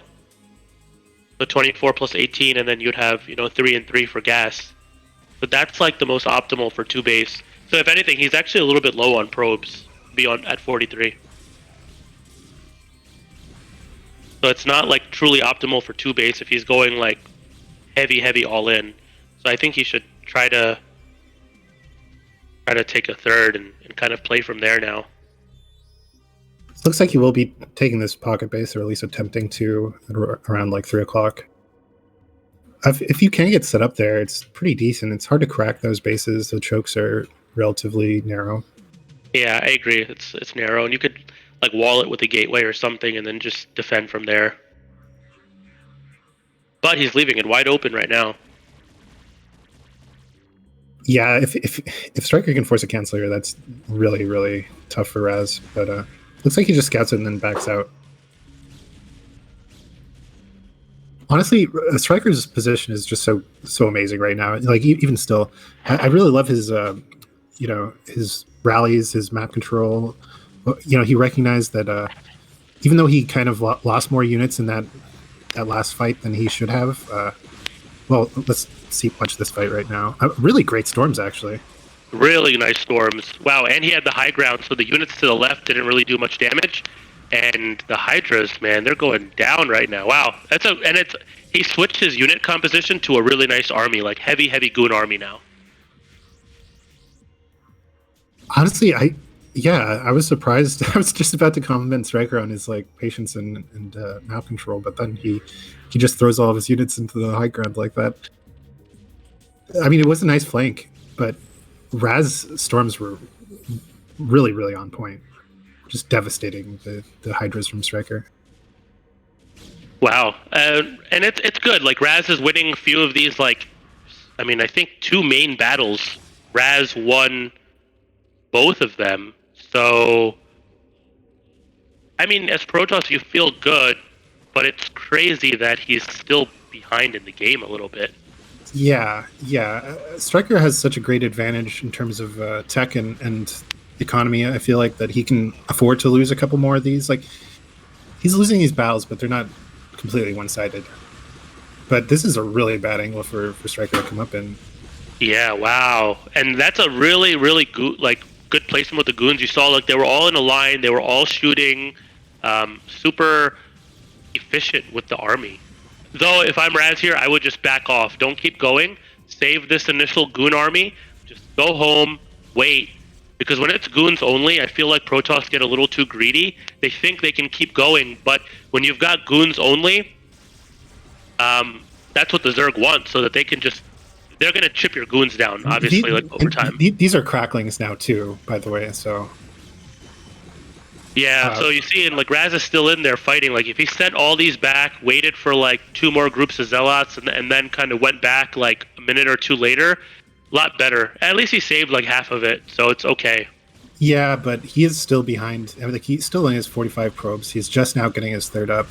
His main is already mined out, and I'm sure his naturals will be mining out soon. So he's not even going to be on a 2-base economy for much longer. But even still, his macro is slipping as well. He's going up to 1,600 minerals. And you're totally right, though. If he kept the backbone of that Dragoon army and just reinforced with Zealots, like, man, he's still out there with this. Yeah, it's tough, and I don't know if Striker has Defiler tech yet. He must have started it. Yeah, I'm sure it'll be coming soon. Yeah, Consume is researching right now. And this is just the perfect spot for Striker. I mean, I understand why Raz doesn't want to back down because, you know, this base is his last hope. If he loses it, then he loses the game. But it's too late, I think. I think it's just, yeah, this base is dead. And honestly, I don't know what Raz can do here if he loses this. Yeah, and this third was already super, super late. Already as it was, and now, you know, when Zerg, we discussed this in the prior games, when Zerg's getting 10, 15, 20 supply ahead, it's pretty much over. Yeah, and it's, what, 30 supply over now, and I mean, regardless of the supply, he could Raz could be up 30 supply himself right now, but I would still put Zerg way ahead because Zerg has multiple mining bases, and Raz has his natural, and he has a mineral only on the way. And his naturals will be mined out soon. So pretty soon he's going to be on like half of base. Yeah, I mean, and it's just 33 probes in total. I mean, to be fair, when you're this low econ, you know, you don't really need more probes. So he has that going for him. Yeah, and I think he'll GG here now. I mean, yeah, I would expect GG any minute now. I don't like to call games too soon because I do tend to be more on the negative side of things, so I try to limit that. But yeah, I'm not really sure how long Raz can hang on here. Yeah, I mean, he might think like, okay, I just killed the hatchery at 7 o'clock, so I'm still in it. But I think he hasn't. I think he hasn't read the game properly, because he didn't know that the third base was there until like halfway into the game. So I felt like his read on the game was a bit off. So I think he was down since that point, and I think he's just been fighting this uphill battle. I think I actually feel bad for Raz because I know his first match was on Polaris as well against Machine, and it was sort of a similar situation in that it was like kind of an unusual game, and Machine just ended up going like mass muta, and Raz just I felt like, you know, he just didn't know how to respond to it, so he ended up kind of playing confused and like in a really poor way. And I feel like it's decent. It's the same situation this time, where it's like it's not really representative of his skill, but it's more like he just got into a weird game situation and he doesn't know what to make of it. Yeah, and I think we said it again. We'll said it before. We'll say it again. When's the GG coming? Yeah, it's a I mean, there's like, I don't think he even has minerals left to mine from. So this is, I'll just say this is a bad GG timing here. You know, I don't want to. Okay, there we go. Yeah, Raz taps out. Realizes he's not going to be able to do anything with the rest of his army, and finally leaves. He was definitely behind for most of the game, but he did have some really impressive fights there. Really nice team fight or fight micro. Yeah, he had some good play with the Zealots, and then he got some of the four drones, as we recall, right? But the drone count was still up, even with 4 drones dead. So yeah, it was tough. He was pretty much behind from the opening minutes, really. Yeah. I mean, regardless of what's happening in the game, as a Protoss player, you cannot be missing your probe cycles, right? Yeah, you can't unless you're doing like some predefined timing attack where you have to stop making probes for that attack. Then okay, but obviously he wasn't even doing anything like that. So We will be moving into our ace match in just a moment. I'm actually going to take a quick little bathroom break because even though we have a break in between the two team matches, I'm assuming it's going to be Hawk against Scarlet, so it could be a really long game. I'll be right back.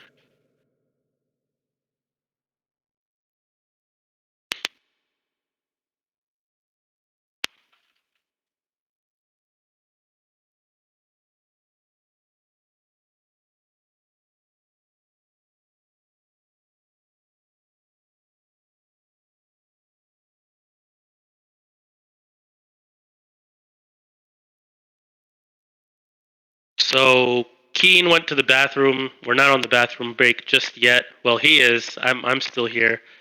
Um, but yeah, I think he's right. We'll probably see. I'm thinking myself. We'll probably see Hawk versus Scarlet. But I mean, team also has TT1, right? Like he could play an ace too.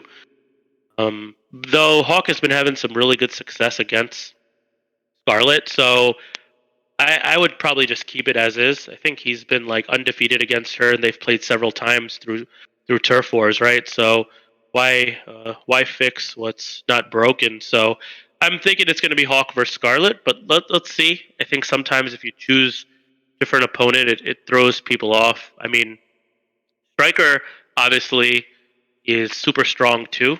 So it would be cool if you saw like a Striker versus Hawk. I mean, I don't want to see ZVZ, but that could be interesting for Ace. And I am back now. I was just talking about who might be in the Ace. Scarlet versus Hawk is probably going to be it, but I think if we saw Striker versus Hawk instead of Scarlet versus Hawk, it might be cool. Yeah, and that's crazy that you mentioned that because it looks like it will be Hawk against Striker. But yeah, definitely surprised. I mean, Scarlet has been sent out basically every match so far, but Hawk has proven to be an absolute monster in ZVP. So it sort of makes sense that maybe you just try your hand. I mean, Striker is a very, very skilled player in his own right, and maybe we'll see if Hawk's ZVZ is up to stuff. Yeah, and I think it's a smart decision that they made because, I mean, Scarlet knows like her losses were racking in against Hawk through turf war, so I think it's a good decision. And now you've got ZVZ in an ace match, and I mean, ZVZ better than me, of course, but it could go any way, right? Yeah, honestly, I really don't know. I mean, even as a Zerg player, ZVZ isn't really my favorite matchup. But I mean, as far as I know, I would put these two like pretty evenly matched in ZVZ. Yeah, Striker. I mean, we were talking about Striker before, but man, he knows all those like Korean like tricks and tactics, and I think that's a great advantage he has, right? He understands Korean. I think once upon a time he was getting like little coaching session from Soma. I think. I don't know. I think he did pay for some Soma tutorials. I don't know if he ever got like one-on-one coaching, but I do know he was working with this like 2600, 2700 like semi-pro Dashik or something. I don't know if he's still getting coaching from him, but I think both him and Crossy were actually getting that, and I would imagine it would really really help, especially with like some of the more arcane little details. Yeah, like I said, Eon Zerg. I mean, Eon Zerg's a better player than Striker, I'd say, but even someone like him comes to Striker for like questions and knowledge. So that shows you what kind of knowledge he has. Yeah, absolutely. And it looks like both players did Hawk actually go for an 11 pool or wait. Okay, I think both players actually went for a 12 pool, but there is a slight little build. Honestly, I wasn't paying close enough attention to the openings here. I think Striker is slightly ahead though. Hawk is going to have more lings to start with, but it's actually really good that both players scout each other first. But I think Striker has one extra drone. So I would actually say that Striker's in pretty good position right now because like every single drone really makes a difference here. And I think Striker's would have to see if his lair is started yet, or if both players I think went speed first. And I don't know as much about ZVZ, but I see that they both keep 2 drones on gas. I'm assuming since they're both doing it, that's standard. Yeah, it's very standard. Unless you're going for, well, even if you're going for like an over gas or a very heavy gas build and like a quick tech build, for the most part, it's going to be so long until you can effectively use that gas. And it really makes sense to just get an extra drone onto minerals so you can keep up link production if you need to, or you can squeak out another drone or two and just have a better balance of economy. Yeah, so both players went the same build, but Hawk made one set of extra Zerglings, whereas Striker opted to make that one drone, and that's the difference maker right now. Correct? Yeah, but I think they're fairly even. I'm actually surprised because both players got early scouting information, but because of the positions, I guess Striker was a little better informed. So Hawk is playing a little cautiously here, but honestly, they're both still pretty close. I think Hawk's fire timing was just a few seconds earlier, but I guess that doesn't really matter. Yeah, it's like maybe like 1 second earlier. So. Yeah, yeah, very, very close. Yeah, still basically, I would say it's like maybe 51 to 49 in Striker's favor. But I mean, there's a lot of lings from Hawk too. But yeah. I don't think anything is going to happen with the lings because they're so evenly matched right now. I think it's going to come down to the micro engagements. Yeah, and again, I really don't know who I would put as like an advantage position between these two. I mean, I like you mentioned, both of these players are very, very active compared to a lot of the North American scene, who players regularly go inactive or they start playing different games. I know I've been playing StarCraft 2 recently. I know like Whip, for example, has been playing a ton of StarCraft 2. Just a bunch of clowns in the North American scene, honestly, but. Striker and Hawk, very hard workers, so their micro will be on point.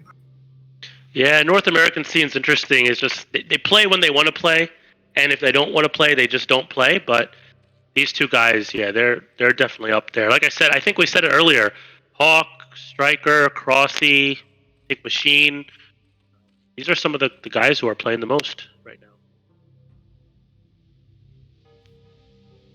I'm wondering what he's trying to accomplish. Probably just poking in to get a little bit of vision there. I feel like both players started mining their natural gases at around the same time as well. So, I mean, Hawk is up in supply already. But, yeah, not even getting any Overlord kills. Both players were very, very well timed as far as moving their Overlords back. So what's your thoughts here? How can they play it out? Like both players are being defensive. Both players being cautious. What's the play? Honestly, I'm guessing that Hawk will. Well, it's hard to tell. Most of my games don't even get to this point. Really, I would just expect them to keep massing mutas. This may actually be the rare like late game. We do see Hawk as an advantage already. So maybe he could go for some kind of, it is possible to go for a timing where you get up to like 11 mutas or so and start pumping Scourge and then try to just Is like hit a timing. is plus But one a thing? yeah, I would guess both players are getting +1 right now. And if you are getting +1, you would obviously wait until that's finished if you were going for a timing attack. But I don't know. That's also pretty risky because defender's advantage is pretty significant as well. We see Striker actually killing his own lings to eke out a few more mutas. That's kind of interesting. I wonder if Striker is actually going to go for a timing here. But as I look at the supplies, and you correct me if I'm wrong, but Hawk has a drone advantage. So the longer the game goes, I mean, it's Hawk's game, right? Yeah, yeah, and I think he has the advantage in this attack, a pretty significant Scourge advantage. Yeah, this is But important attack. Let's see what happens oh, here. Striker, pretty good micro. Didn't lose anything to the Scourge, but more coming to the left side. Let's see. I think he's taking way too oh much damage yeah, now, I though. think Hawk just won. Wow. Yeah, look at the muted disparity now. See, the thing is, um, Striker didn't take very much damage from those Scourge directly, but he spent so much time running his mutas away that Hawk was able to get just a bunch of free shots. And wow, that's honestly crazy to me. But was the Muta account that much higher? Because I saw like he's dodging the Scourge, so he took a lot of shots from Hawk's Muta, but the Muta count must have been like substantially different then. I thought it was like pretty similar, but maybe I'm incorrect. Honestly, I'd have to go back and watch that replay. Even for me, it's kind of hard to track. Like the mutas are stacked, so it's kind of hard to tell as an observer. Um, yeah, I wish I could be more help as the Zerg player here, but that was honestly crazy to me. I thought they were pretty close in muta count, so I was not expecting that much of a one-sided result. Yeah. Wow. Well, good game. GG, and the win goes to the Dogecoin Millionaires Yeah, 3-2. yeah, and 4-0 now for our team. But anyway, we will be taking a break for a few minutes. So, if you want to go to the bathroom, get a drink, get something to eat, we'll Yeah. return in about 5 minutes or so. Sounds good.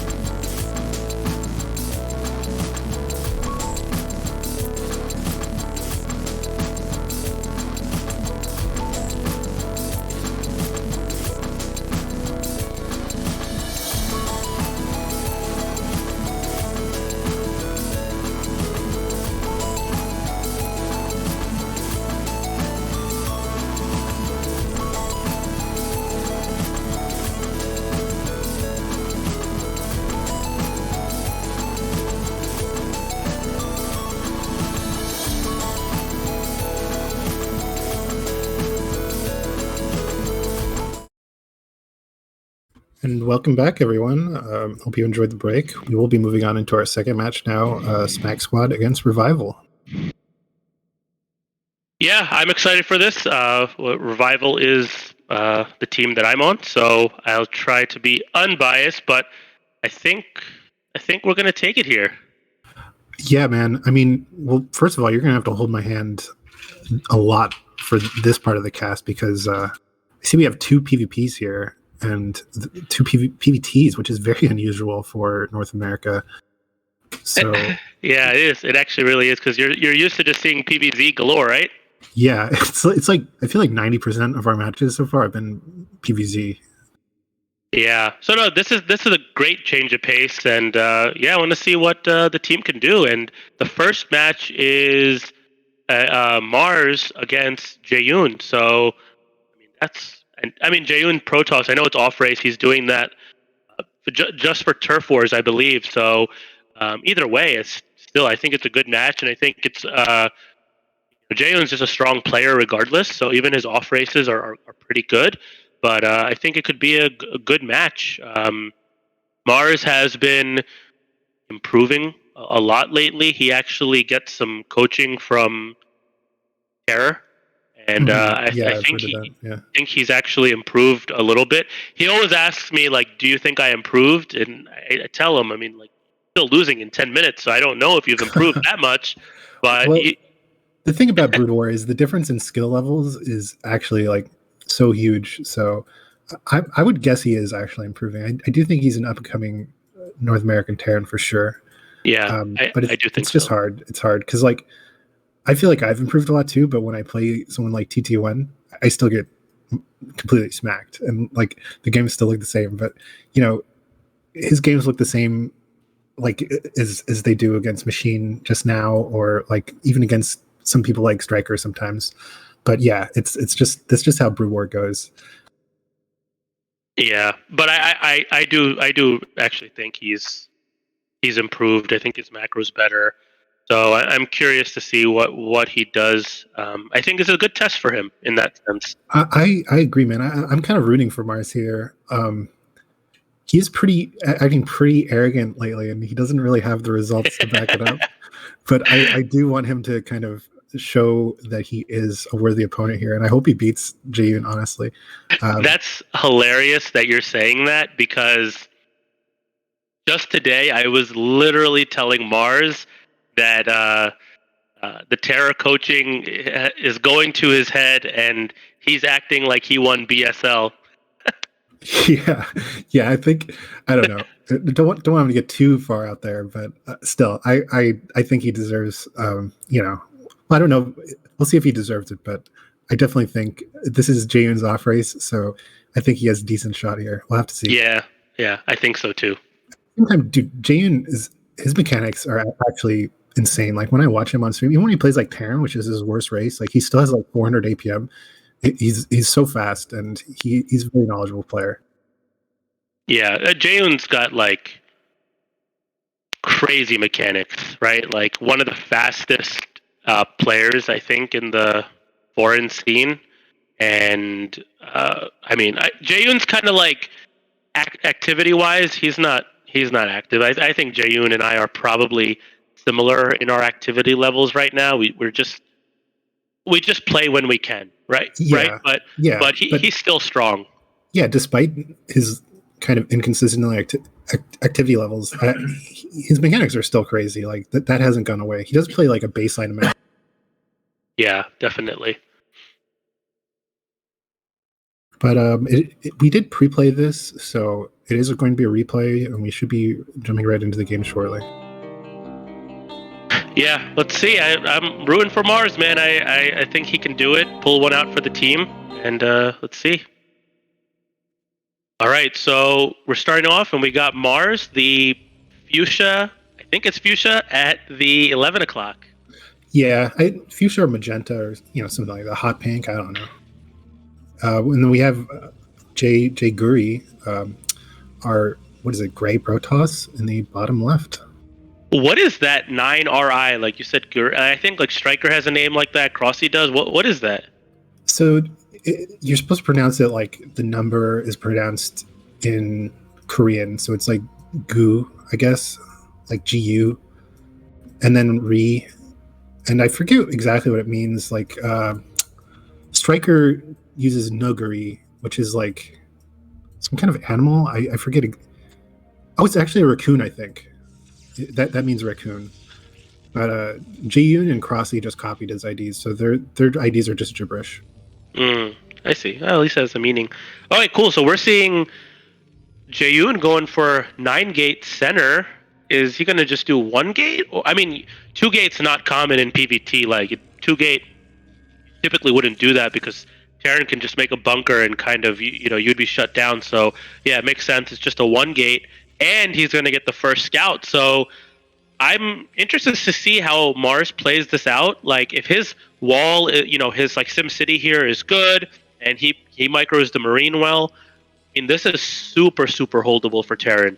Yeah, and honestly, this is making me root for Mars way more. Like I really, really want Mars to win after seeing this dirty tactic from G. And honestly, like, look, I do not mind. I mean, everyone knows that I'm fond of like Ling All-ins and 3H Hydra and stuff, but come on, man. Like, Mars is a newer player. He's up and coming and stuff. You're gonna do him dirty like this?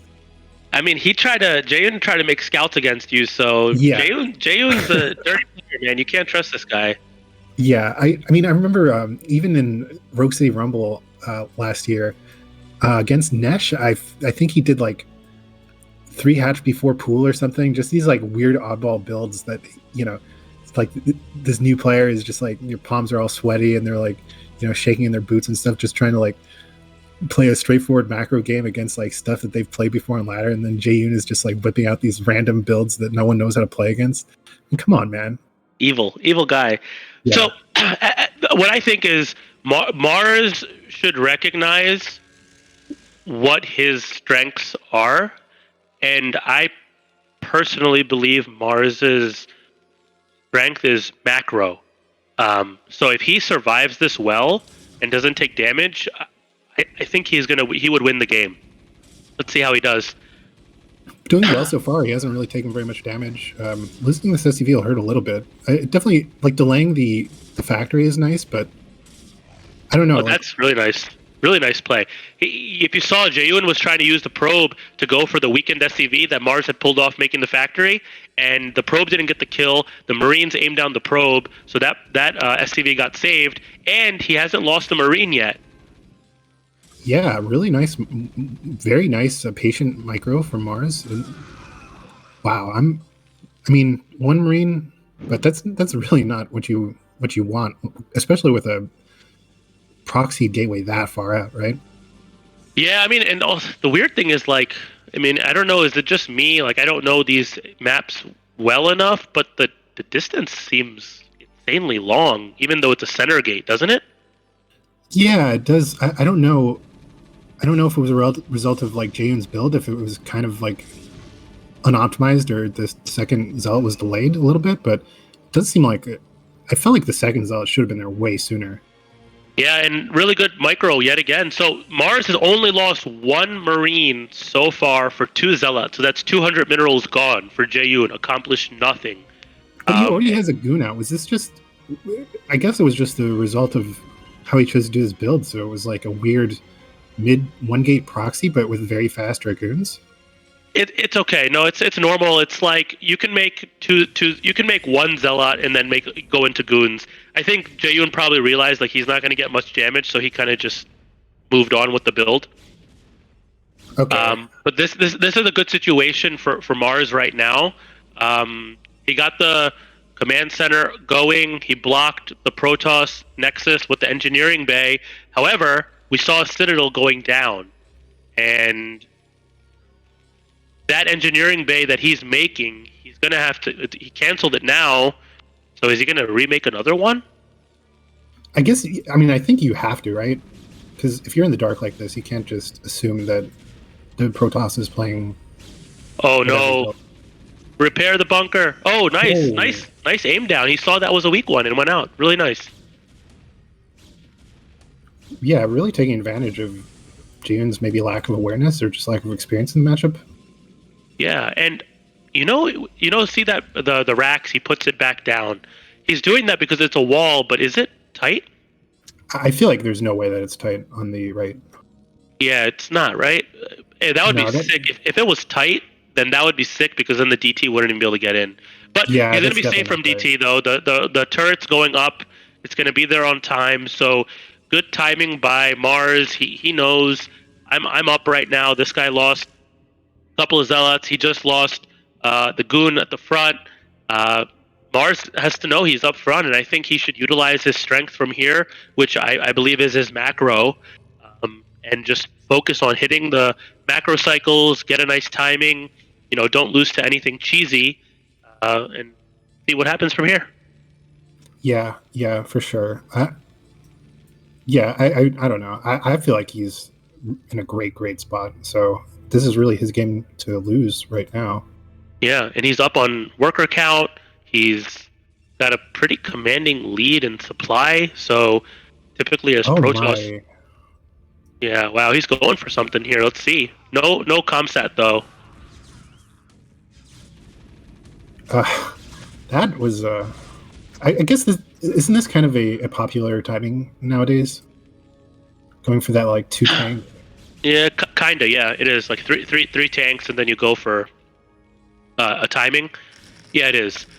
But unfortunate, he lost a lot there. He lost like two tanks, a couple of vultures, lost all his marines.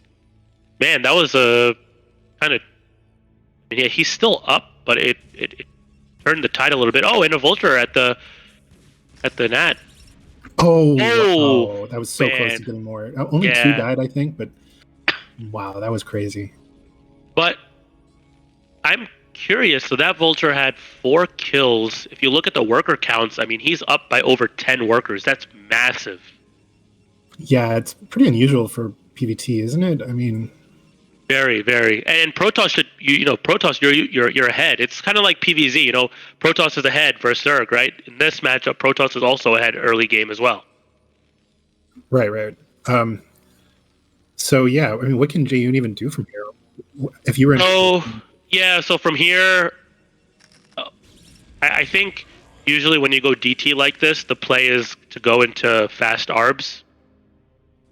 So I mean, it's already you actually it's 8+ minutes now. The Stargate typically in this type of situation would have probably actually been started around now. geez. So he's behind, and a lot of mines like randomly going off, wasting a lot of units, taking a lot of hits. Mars is playing well, man. I can't say anything negative about it. Like solid micro all around. Only one hiccup he had was that timing attack, and he lost a bunch of stuff. Vulture sneaking in. I mean, he's playing solid right now. Yeah, I mean, honestly, I don't see how he could throw this game, short of like really like Jinjin or father level, like mismicroing an entire fight, like 200 fight, and then just like leaving in anger. But I feel like Mars is a Wow. little more level headed than that. Yeah, Mars he doesn't really tilt or he doesn't like rage like Jinjin and things like that. He stays pretty calm, so that's a good place to be. And Jaeyoon, I mean, he's behind, man. He's on still 2 gateways. Third is only just going up. I don't even think he has one observer yet, does he? Or maybe he just got his first observer. Oh no, he doesn't. Yeah, so Jaeyoon's super behind, man. Jaeyoon, honestly, he deserves this. He thought he was, you know, Yeah, like, yeah, I think so too. yeah, he deserves this. You're reaping what you sowed. Yeah. Okay, DT drop here, but I think Mars should be fine. He did use a couple of scans though, so he might take a little bit of damage here. I still feel like even if he loses a couple tanks, like what difference does it make? It's not that big of a deal. Yeah, that's true. Man, he's up 20 plus supply. That's big. I think Jaeyoon, he didn't know how to transition from doing like a 9 gate center and to transition, Yeah, and he kind of just snowballed from there. Whereas Mars, I mean, Mars knows what to do, right? He plays TVP. He's got experience. And he just like nothing threw him off this game. Yeah, 100%. I mean, if you're going to be a scumbag, you might as well go full scumbag and just like make 2 gates or something, or just keep streaming zealots. Like I don't know, man. Especially I don't know how much you practice this. But I'm happy to see Mars just shutting it down completely. Yeah, Jaeyoon, man, dirty player. I'm glad this is happening. All right, I think Mars should win it here. Yeah, this attack. I mean, what, 7 tanks, a bunch of couple glass, just a kind of small volt number. But I guess Jaeyoon hasn't even started making zealots yet, right? So it doesn't really make a difference. That center gate, it never even went down. Like, did Mars even know that it was a center gate? I think he did, because he scouted relatively early with vultures. But I don't even know. I mean, is it normal for do Terrans usually try to kill it? Yeah, usually they go out there and they try to kill it. Yeah, you try to kill it because then that's just one less production building, But I think no matter what here, Mars is going to take the game. Yeah, getting the DTs on top of those tanks for quite a while was definitely good, but God, Jaeyoon is just so far behind right now. There's no way he survives this. Up 20 supply, up over 10 workers. It's a wrap.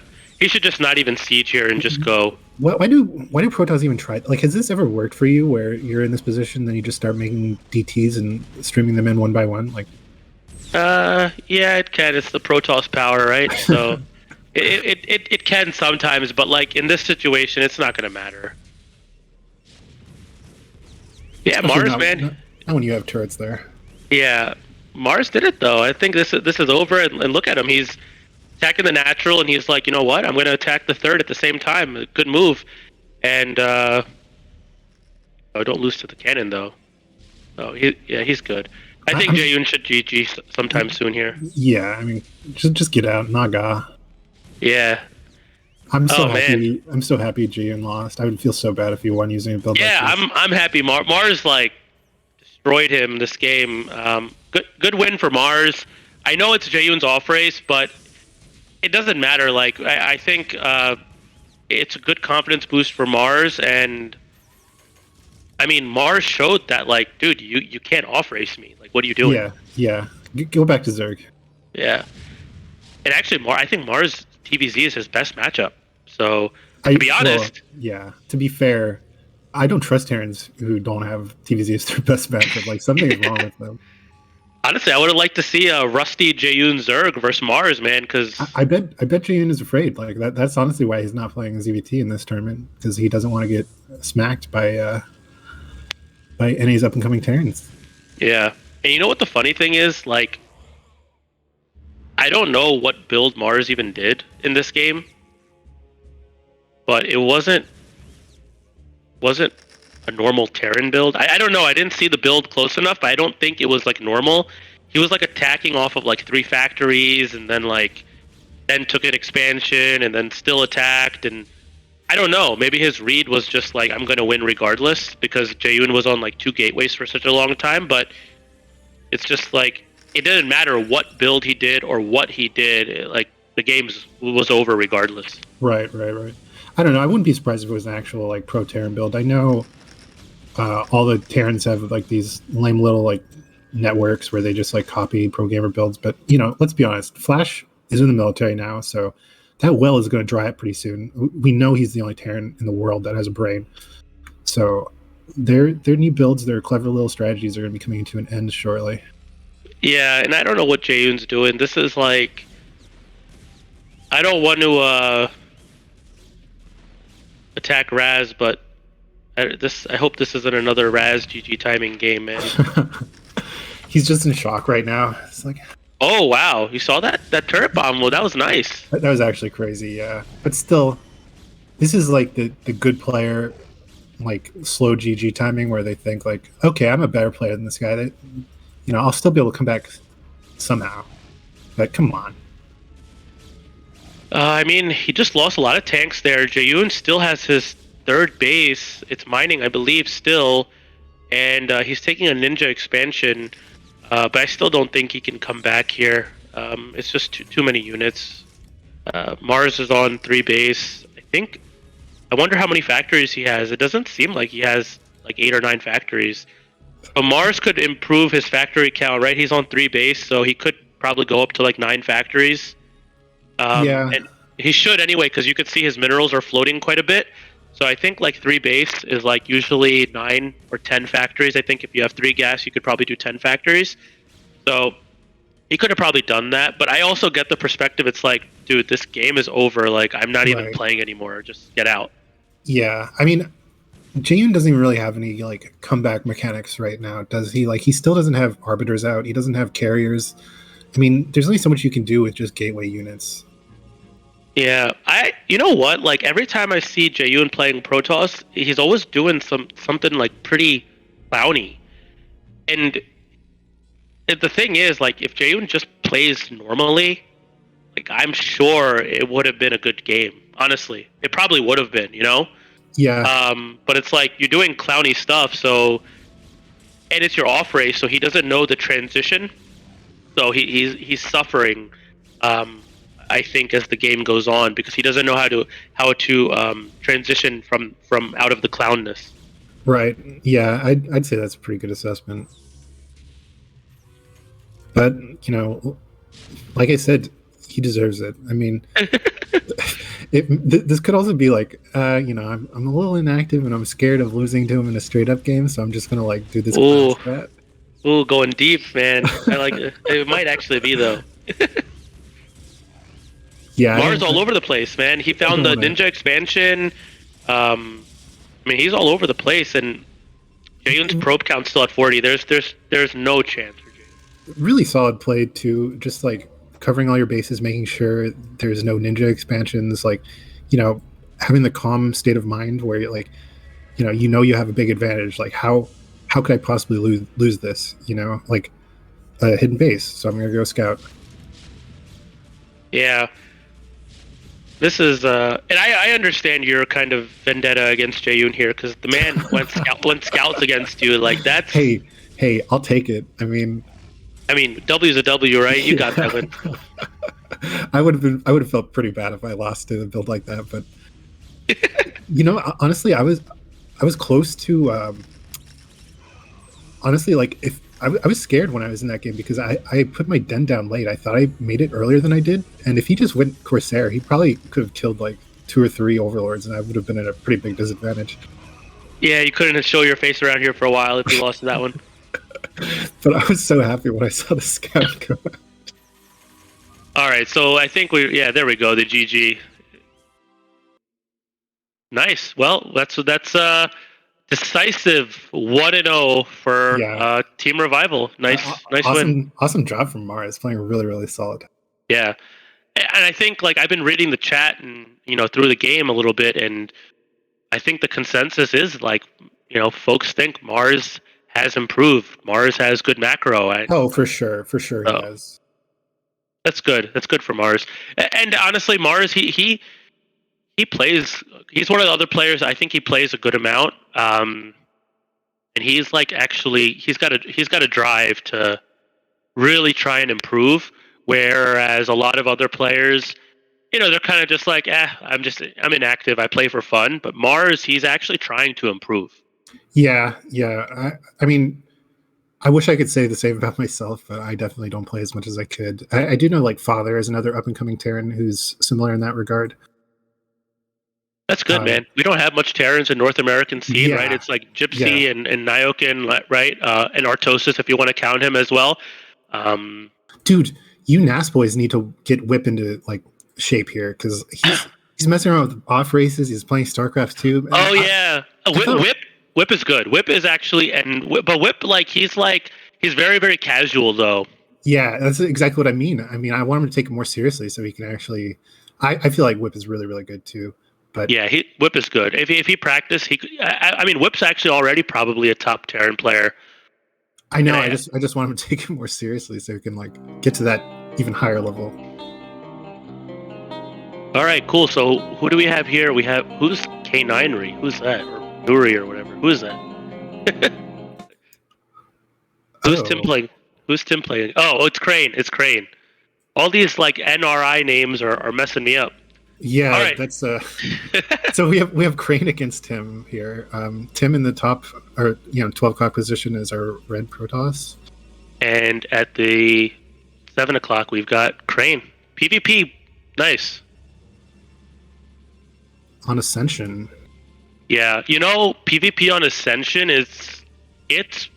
it's pretty tough, honestly, because Ascension has all those different passageways that you could take, and in early game PvP, the engagements are so important, right? Like, if you lose like three dragoons in the beginning, or it sounds like it's small, but it's a lot. And the thing is, these passageways, if you're just like out of position a little bit, and your opponent gets like the first, dragoon shots in an engagement, like you could already lose the game. That's how sensitive it is. Yeah, I'm thinking back. We haven't seen too many PvPs so far, but I think we did see Tim against TT1 PvP on this map in an earlier week, and I think it played out basically like exactly how you just mentioned, where it looked relatively even, but then TT1 just got a slight micro advantage in one of the fights, and Tim just fell apart. Yeah, and that's PvP for you, man. It's tough. I personally think that PvP is 65-35. That's 100, right? 65 skill and 35 luck. Uh-huh. I do believe that, and because there are some coin flip situations, like a blind Clowny 3-gate, could win a game. Random DTs could win a game. You could lose an engagement just because you didn't get the first goon shot. I mean, there's some nuances, but I think those are more skill based. Yeah, absolutely. I mean, even things like who gets the first goon shot, like it comes down to like experience with how you move your units and how to like anticipate things. It's kind of like a how do I say this? Like just like a non. I don't know. It's just a hidden skill. It's like something that players don't usually consider. But yeah. Yeah, definitely. Okay, so we've got, I believe Crane is going for the Zealot first. And I didn't see Tim's build closely enough, but I think Crane's going the Zealot first, and yep, he did. And Tim skipped the Zealot, I believe, and going straight into the Goon. Yeah. Okay, so it's interesting, but that extra goon advantage that Tim's going to have, it could play into a difference here. And I think he's going to go 2-gate. Yep. So Tim's going 10-20 or 10-21. It's a good 2-gate build you can do as PvP. And so he skipped the first Zealot. So Tim will have 4 Dragoons when Whip probably has 3 Dragoons. So it'll be like 3 Dragoons and 1 Zealot versus 4 Dragoons. And right, like that situation there, that's tough. You're not going to win because the Zealot's pretty much going to be useless in that encounter. So how do you think Crane is going to play to deal with that? Wow. And he's not even doing that. Tim's just going for it. And we were talking about the old faithful, the Clowny 3-gate. That's tough, man. Crane also going for a 3-gate. Wow. That's funny, man. This is like, I feel like neither of them had good intel, and yet they're both like just skipping robotics, and they're both just going for like a blind 3-gate almost. Yeah, well, I was trying to touch on that. Like, we didn't really talk about the players too much at the beginning, but Crane is a relatively recent addition to the team. He actually wasn't selected in the original draft, but he was picked after the fact because Team Smack Squad's 4th player, hit him up, dropped out. So he is kind of an up-and-coming Protoss player himself. And Tim is a little more seasoned So I was thinking maybe we see kind of a risky build from Crane just to kind of, push what he might perceive as his disadvantage. Yeah, I'm surprised they're both going like seemingly blind 3-gate, and Crane's just going for an expansion now. Interesting. It's kind of just they're kind of like what Crane's doing is kind of a non-build. It's like 3-gate.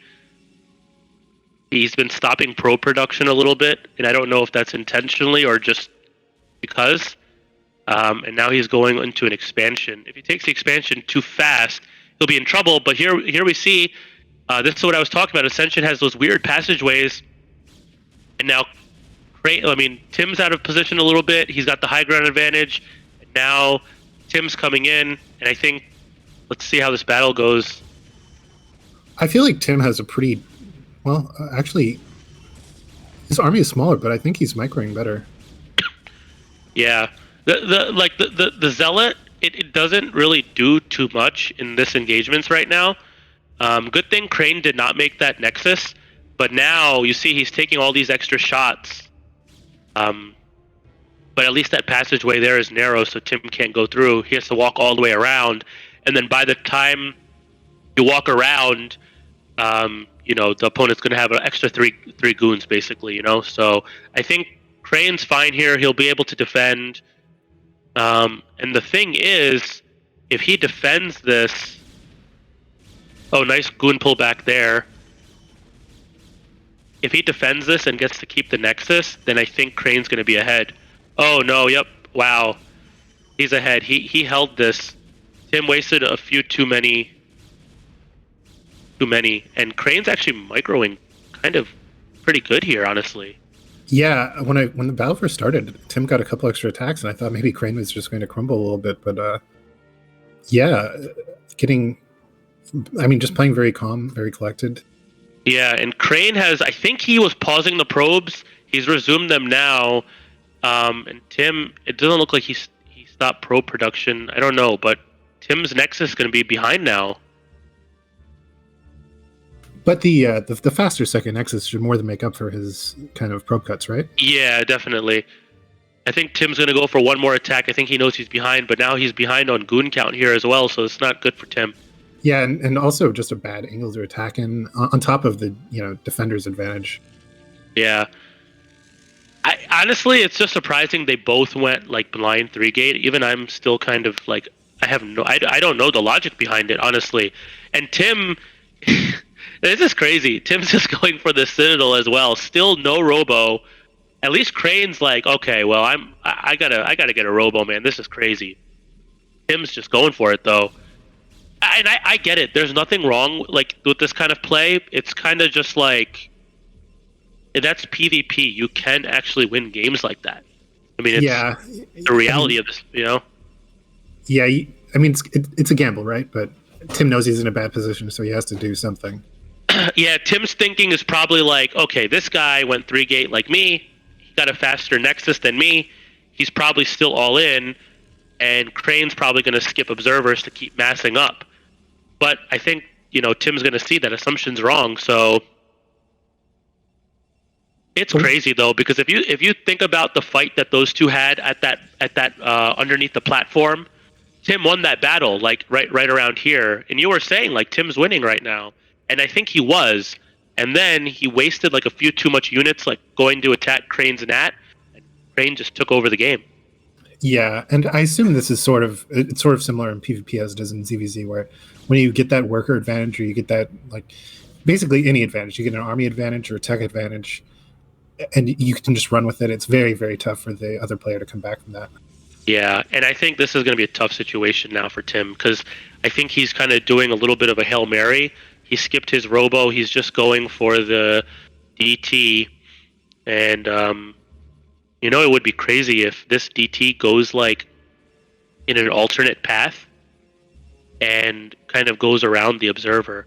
But he must see that Observer now, Like, he's probably moving his goons back so he sees it. So he's probably thinking, like, oh, crap, like, my DTs aren't really going to do much now. Yeah, when I first saw the Citadel, I wasn't even sure if he was going DT or if he was just going to try for like a 4-gate speed Zealot or something. Oh, is he sending it the other way? Oh, he's sending it the other way? Wow. Wow. Yeah, the observer didn't see it. I wonder, did he make another observer at home? Well, he will scout the Templar archive, so Yeah, but that's going to be too far away. Like, if a Reaver's like 50% done right now, oh wow, that would be insane. he's not going to cancel the Reaver. At that point, I think you would just keep it. Well, I think he knows. Look, he's blocking it off with the goons. Oh, he's not going to block the choke though. Oh man, he should have blocked off the path there. Does he Oh notice? man, Is he going to notice? Okay. he notices. Yeah, see, Okay, I so bet it's you his Reaver was being made, and I think he might have canceled it now to get an observer real quick. Unless he's sending the other one back. Okay, wow. I do wonder if he had a Reaver going and he canceled it. yeah. So, I mean, is that enough? Do you think Tim has like a fighting chance now? I mean, if you look at the armies, though, there's a way larger goon count. I don't think this attack is going to do it for Tim. I think Tim should back off here. That's a really bad angle to attack into, too. Yeah, if I was Tim, I would have held the high ground there. Oh no, that, that's not what you want to see. Yeah, and Crane's just taking good angling, good fights. Wow, man, Crane played. Aside from the clowny three gates that they both did, like I think I didn't even know who Crane was actually. But he's playing all right, man. Yeah, he's another one of those players that's kind of like if you know Shafir or Mars or even myself, we're like low A, like just slightly above CPL level, but like not really still competitive at the foreign level yet. Yeah, yeah, he's like in your guys' group. That's good though. He seems pretty solid. I mean, let's see what happens here, man. I really think if Tim wants to come back into it, Tim needs to transition into a bit of a passive game.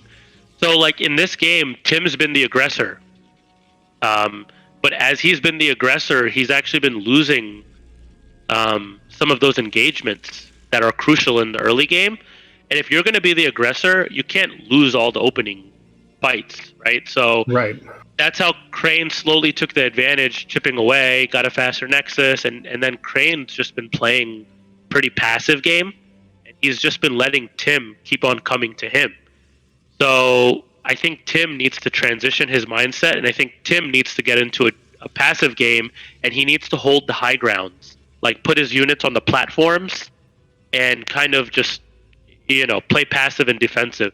I think Tim is overall the better player, and so I say that because I believe Tim can easily make a comeback here. And I mean, if you look at the supplies, it's pretty much an even game. Tim's got Storm, right? So it's a pretty even game. Crane has Storm too. So Crane's so passive though that I think Tim's going to end up taking this. Yeah, we see Tim actually going up in supply. I guess Crane is a little supply blocked. He's going for a drop here. If he can get some nice storms off, who knows? Yeah, but Crane's got 4 Templars. Does he have Storm already too? I wonder. He must. He's going in for that drop now. It's actually a Reaver drop. Oh, he doesn't have Storm though. He's not storming. Oh my god, did he forget Storm? That's Tim's Storm. That makes sense because Tim. Oh no, he didn't have Storm. I bet you the Storm was like 50%. I was wondering. That's why I was thinking, how could, because Crane went Reaver, but then he had Templars as well. Like for him to have Storm there, man, Tim at the end just like the unit comp. It's because at some point Storm just right it outscales Reavers, and then Crane went Reavers and they didn't do anything.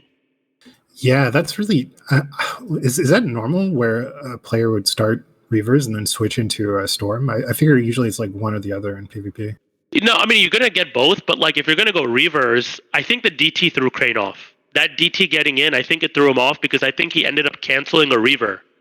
And I think that would have made 2 Reavers, and then from there he would do like a timing attack with like we saw he had a great Dragoon count. So you would do a timing attack with goons and the 2 Reavers, and that could have really hurt Tim. But I think that DT like just threw him off his game. Yeah, I guess so. I still felt like he was really in a fine position even after that, though. That's a real shame. Yeah. So, but either way, it's funny that they both went 3 gate. That's actually rare. You don't see that. Like both players go 3 gate, no robo. Yeah, I guess 3 gate no robo is just it's just basically all in, right? Or Kinda, yeah. If you stop making probes, it can be super all in. Um, or just designed to like punish. What is it? I assume it counters like 2-gate obs or whatever. yeah, like 2-gate Reaver in the long haul would win against it, but if you get a good timing early on with an engagement, then you can win with 3-gate and like contain the opponent. Um, you know, you could, and if they go for like a fast nexus, you could win there. If they just go 2-gate with no robo, you could win outright. Like, there's a lot of angles to win with 3-gate, you know. So I understand why people do it. Yeah, fair enough. We will be going into our PvP team mail. I don't think no, it's not the first PvP team that we've seen, but will be Whip plus Crane against Dragon plus Tem. Nice. I think for Team Revival, I'm imagining Dragon doesn't play PvP, but like, Dragon knows how to play Protoss because he plays PvT and PvZ. I think that Dragon will probably macro and let Tim control the units.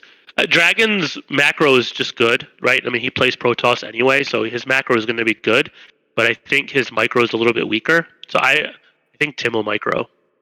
Right. Yeah, that makes sense. Either way, I feel like Dragon and Tim have a pretty big advantage here. Because first of all, it's Crane and Whip's first match together, and Whip is not a Protoss player. Yeah, Whip actually, surprisingly, his off races they're pretty decent because he clowns around a lot, like we were saying, and he's like so casual. He kind of just does a little bit of everything.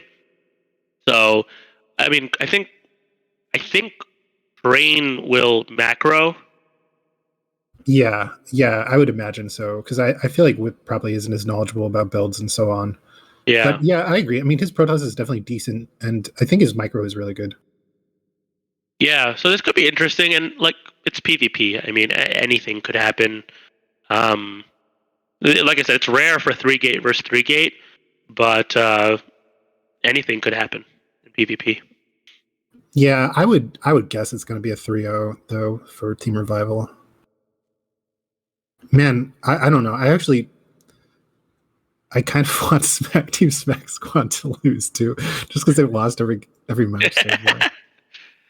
Yeah, and then they got villain Jayun on their team, so kind of just root against them now.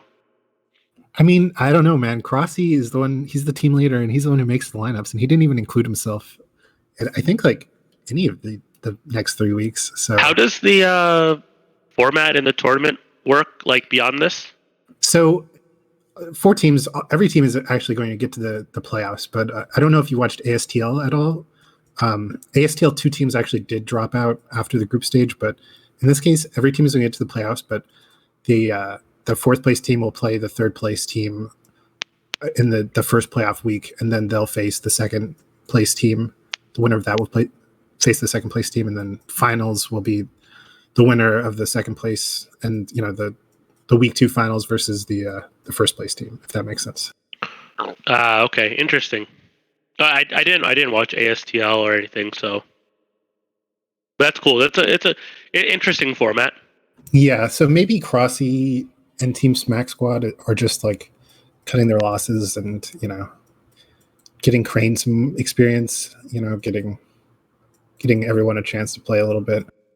Yeah, I mean, that's what we've been doing on Team Revival as well, and I think we want to be competitive and send the best players out, sure, but at the end of the day, it's also a fun league as well, and we want everyone to play and have fun. So I think that's important as a part of this league too. Yeah, 100%. I mean, in the end, it's all about building up North American players in general too. So it's really nice to see these up and coming players like Crane getting a chance to play, and having more motivation to keep practicing and improving. Definitely. But yeah, we do see Team Smack Squad in the top right, our blue Protoss.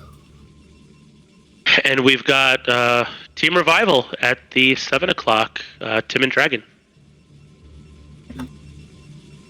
So Eclipse is,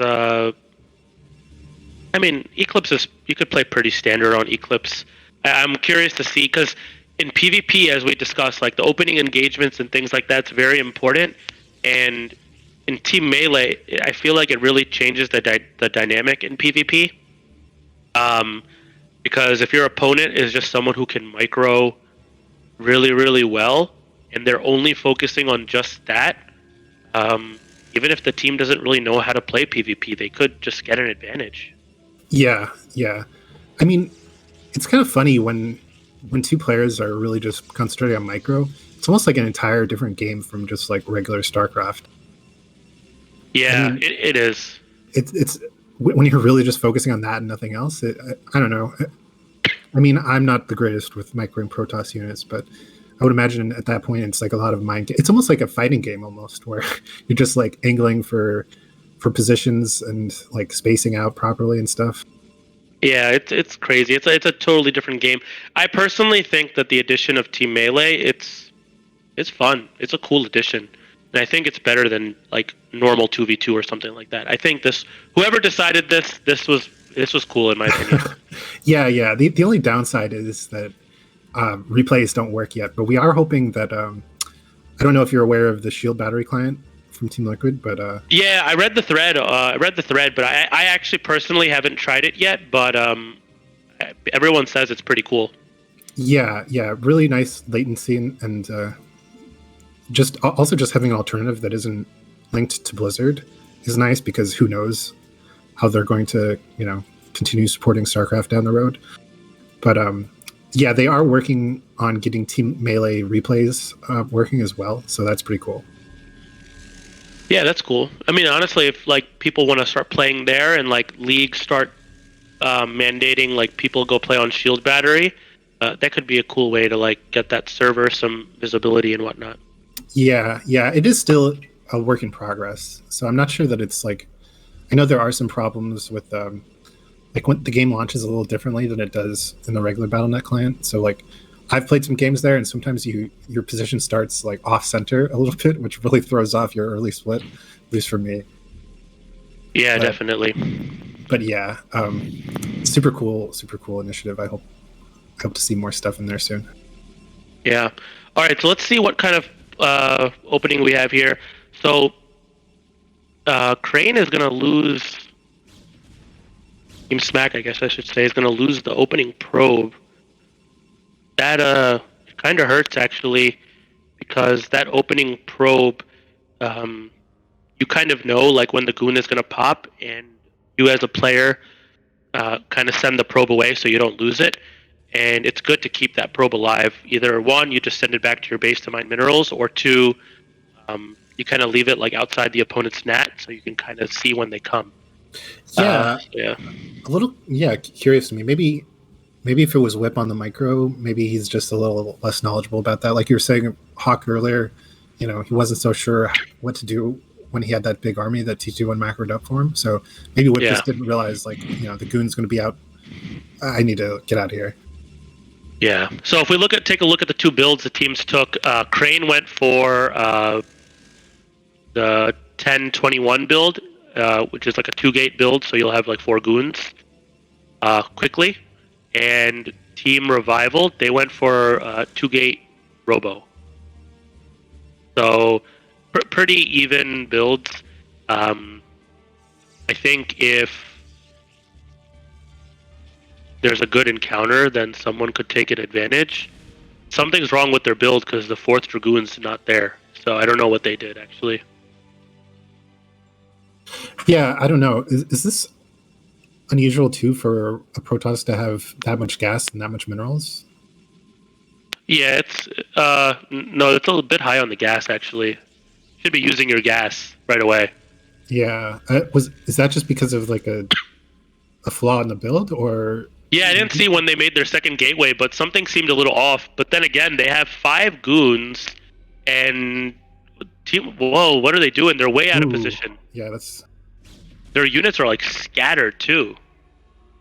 Oh no, this is bad. 5 goons versus 4. It's an opportunity for Team Smack to do something. And if there's any player that is going to take like every engage they can, I feel like Whip is the guy. Yeah. Okay, so now we're fine. Now we're 6 versus 5. The goon count matters like that much for anyone watching. Like even one dragoon difference, you could go in. Oh no! See, like this, like Whip shouldn't have engaged this. He should have gone back. But I mean, yeah, like Team Revival gonna win the fight, but Team Revival should have actually won that battle a bit easier. But they were attacking the Zealot. In that type of encounter, you just ignore the Zealot and you just start aiming the goons. Yeah, and you just basically like walk past the zealot, right? Yeah, exactly. Just the Zealot's kind of like non-existent in that scenario. But good Team Revival. They didn't get contained. Like if you get contained, it's difficult to break out. Um, so it's good they didn't get contained. I think this is going to just turn into a little bit of standard game here. Both have high grounds. Neither players should go for it. And Team Revival is going to get the scout though because their observer is already out. It's okay that you don't want to lose the first observer, but they're going to see that there's no nexus there. But it would have been good for them to see the gateway count. They don't know, but I think either way, if they get the Reaver out, even if they think their opponent went 3-gate, it's okay once you get your Reaver out anyway. So, I mean, faster Nexus, similar gateway and similar tech and everything. Would you say that Revival is just going to run away with this game now? Yeah, it's not like runaway, but they're ahead. It's not runaway though, because they both went Reaver, and if they get to a point where they start having battles with the Reavers, which I assume that they will, or somebody goes for a harass, one Scarab shot can make the difference between the advantage that Team Revival has right now. Yeah. I mean, I guess I don't know. I feel like TVT is maybe the mirror with the least amount of variance like that, but it kind of comes with the territory when you have the same units and the same abilities as your opponent. I mean, very small micro differences are going to have huge repercussions. Yeah, but now they're slowly getting out of that point where there's like that loosey-goosey variance. Now they're getting into that territory where it's like, all right, guys, it's not really luck involved. Now it's now it's skill. Like, how can you control your units? How can you control your Reavers? How quickly will you move your probes when they send a shuttle for harass? Right? What angle will you take when you start engaging? All those things will come into to play now. So I think it's going to be pretty standard. I think they're both macroing up, but the logical thing from here is like usually you get ready for your 2 Reaver timing attack. And I think that's what both teams are actually gunning for right now. So when do you decide to move out with the 2 Reavers and just do like a one-on-one fight with the other Protoss versus like using those Reavers for harass? So like they scouted with the observer and they saw my opponent also has 2 gateways, but Team Revival didn't see their gateway count yet. So I think Team Revival should be passive. I think Team Smack, because they know it's 2-gate versus 2-gate, they could attack if they want to, which it looks like they are. The problem is in Eclipse, like you have to make sure that you don't attack into this high ground.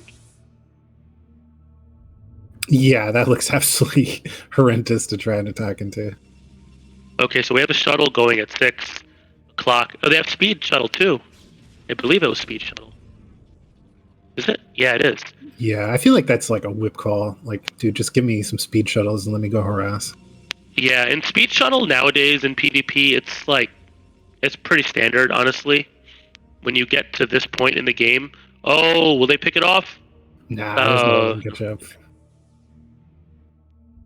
But yeah, PvP shuttle speed shuttle is pretty normal nowadays. I think from here, I would say 2 things. One is get your gateway count up. Team Smack is doing that.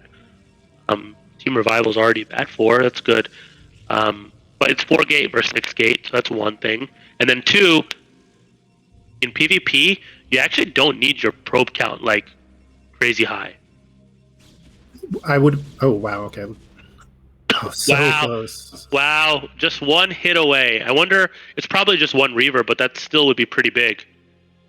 They can't even do anything with that shuttle now, though, right? I mean, It's They can't bring that into a fight; it'll just get immediately sniped. yeah. I mean, you can, but it's just like there's no. Oh, they had 2 Reavers in it. I think. Wow, that would have been. Oh wow, what a scarab! Oh wow. Picking Oh up no. Vindavagers so quickly. Oh my god. Wow, their Scarab shots were superior. I'm honestly Wow. shocked they won that fight like that. Yeah, because well, they had like a good Dragoon arc from the top angle, and then those 2 Reavers, man, they got excellent shots off. Excellent shots. Yeah, Okay, so 4 goons for one scarab. this is tough now. This is tough. They have 1 Reaver left. At least they have a shuttle at least. This is gonna. Oh, they have 2 Reavers. That's good. If they only had 1 Reaver, it would have been tough. I believe Team Smack lost their shuttle. Remember, it was like very low health. Yeah, just one hit.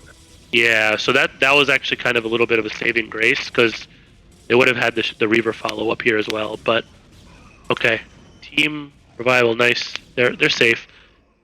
Can't lose here though. The Reavers. I don't know. It's kind of questionable to go in when you don't have a shuttle like that, isn't it? Even after getting an advantage like that. Yeah, they have the shuttle now though, but they have to be careful here. And where are their units? Where are their reinforcements? Yeah, Team Revivals is fine now though, and you see they have a commanding lead. So I think their probe count's much healthier. Oh no, this could be dangerous. Really quick probe pull right there. Getting maybe four or five probes? Yeah. Something must be off with Team Smack's macro, though. They have more gateways, but they're still down in supply. It must be the probe counts that are off. So what probe count do you aim for? Like 40, 45? I think in like PvP, I think like 44, 42 to 46 Mm-hmm.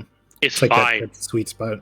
Yeah, I think for 2 base PvP, and you kind of just go for it. I mean, in PvP, like a couple more extra units makes a big difference, and plus, if you're on 2 base, you don't need like 50 or 55 probes or something. So there's no point to keep going for it.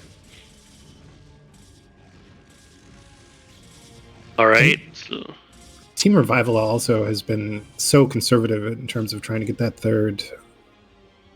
So I assume that's standard. Like you usually just kind of hang on 2 bases for a while.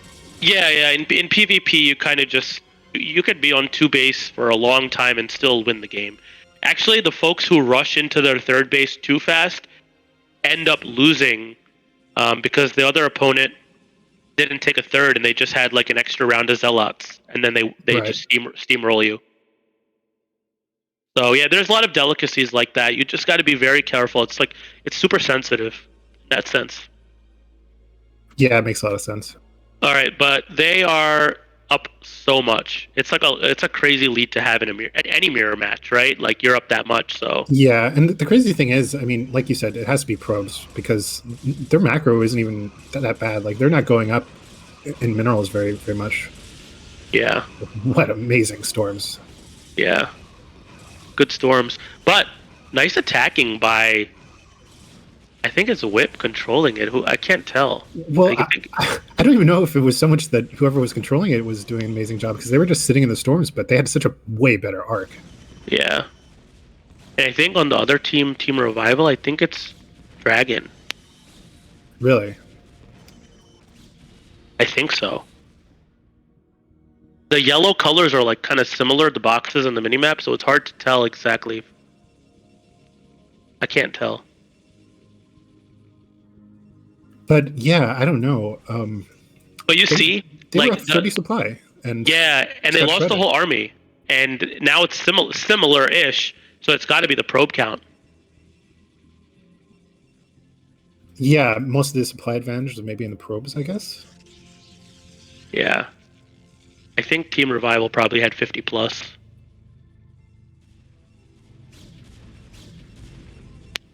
I mean, I did point out earlier that it is team melee, so they can technically go over 200 supply. So maybe they were kind of thinking about that, but their 3rd was so late. I don't think it was really like an intentional thing. Yeah. Now I don't know if Team Smack has transitioned into Storm yet. They've been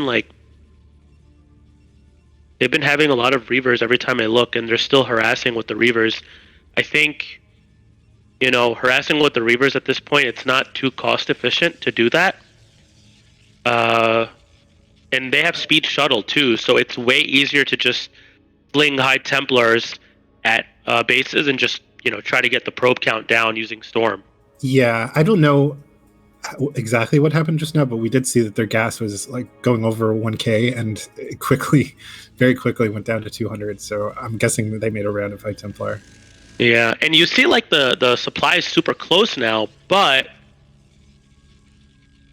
I think the unit composition is not too good for Team Smack. It's like super heavy Goon army with like Reavers still, whereas Team Revival's got Archons, more on the Zealot heavy, Storm in there. So if they engage, like I do think Revival can win more easily. Right.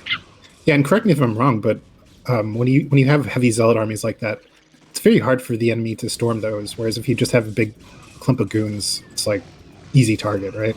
Well, you can if you could storm the Zealots too. Actually, you could lose Zealots so quickly. Like I've seen like Protoss armies, they go heavy on Goon plus HT and like Templars, and like they have like a good army like that. But this is a great composition they have. So they're like slowly taking the lead because their just unit comp is nice, but the game's not over. But it's starting to head in that direction. Yeah, it kind of makes sense to me, just in terms of like the players, where I feel like Crane and even Whip a little bit, not quite as experienced, whereas like Dragon is extremely experienced, and Tim, still a bit of a new player, but I mean he's been around for a couple years now. Yeah. It's fun. It's funny though because at one point it was like 150 to like 110, right? Something like that. Yeah, I have honestly I can't. Sometimes I watch games of Brood War and I just feel like, I have no idea how I just don't know anything about this game honestly. Nice storms going around on both sides actually.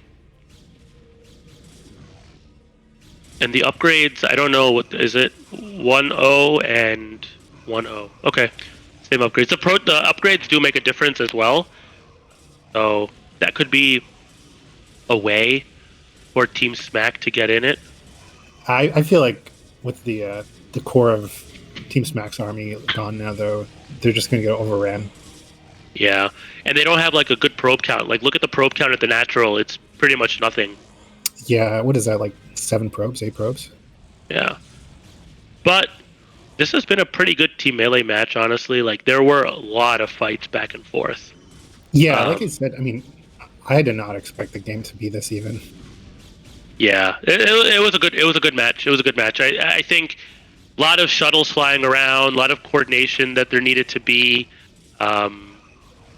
It's tough. Team Melee's tough. I think this was a good game, but I think Team Revival takes it here now. When there's Zealots like at your gateways, it's not going too well. When there's an Archon in your middle line. Yeah. And they're just like, they don't even care. They're just going for it now. They have like units at the third base as well. Yeah, and they've doubled the supply. Their probe count is literally nothing. 5 probes survive at the third. They've got like nothing mining at the natural, I believe, and their main is already mined out. So it's dude. I don't even know.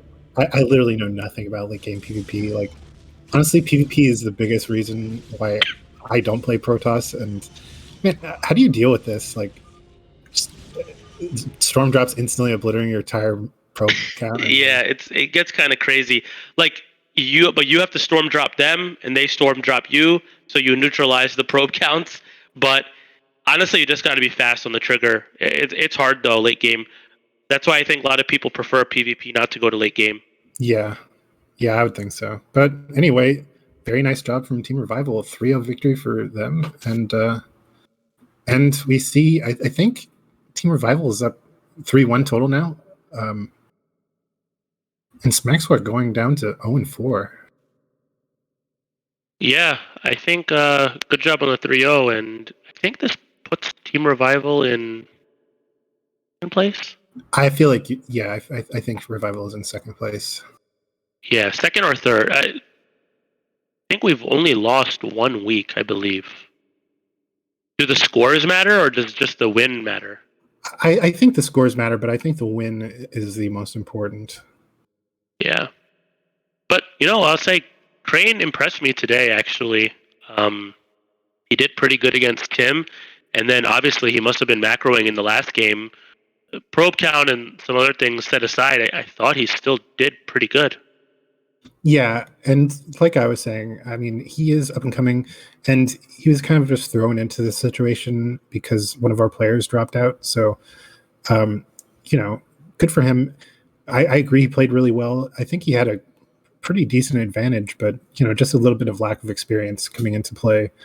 I mean, honestly, after seeing that, I'd easily rather have Crane over Logan that dropped out. So I think that's good. That's an upgrade for you guys. Yeah, and it's always good to have new blood in the scene. Yeah, nice, good for Crane. Impressed me for sure. But yeah, that'll be all for tonight. Thank you for everyone who tuned in. I do want to remind everyone that we are fundraising for Rogue City Rumble 2. So if you enjoy our content, please consider dropping a donation. And other than that, please continue supporting our content. If you like the games, please consider clipping good, fights, good moments. And thank you everyone again. And thank you, Sugo, for casting with me. Thanks, everyone. See you next time.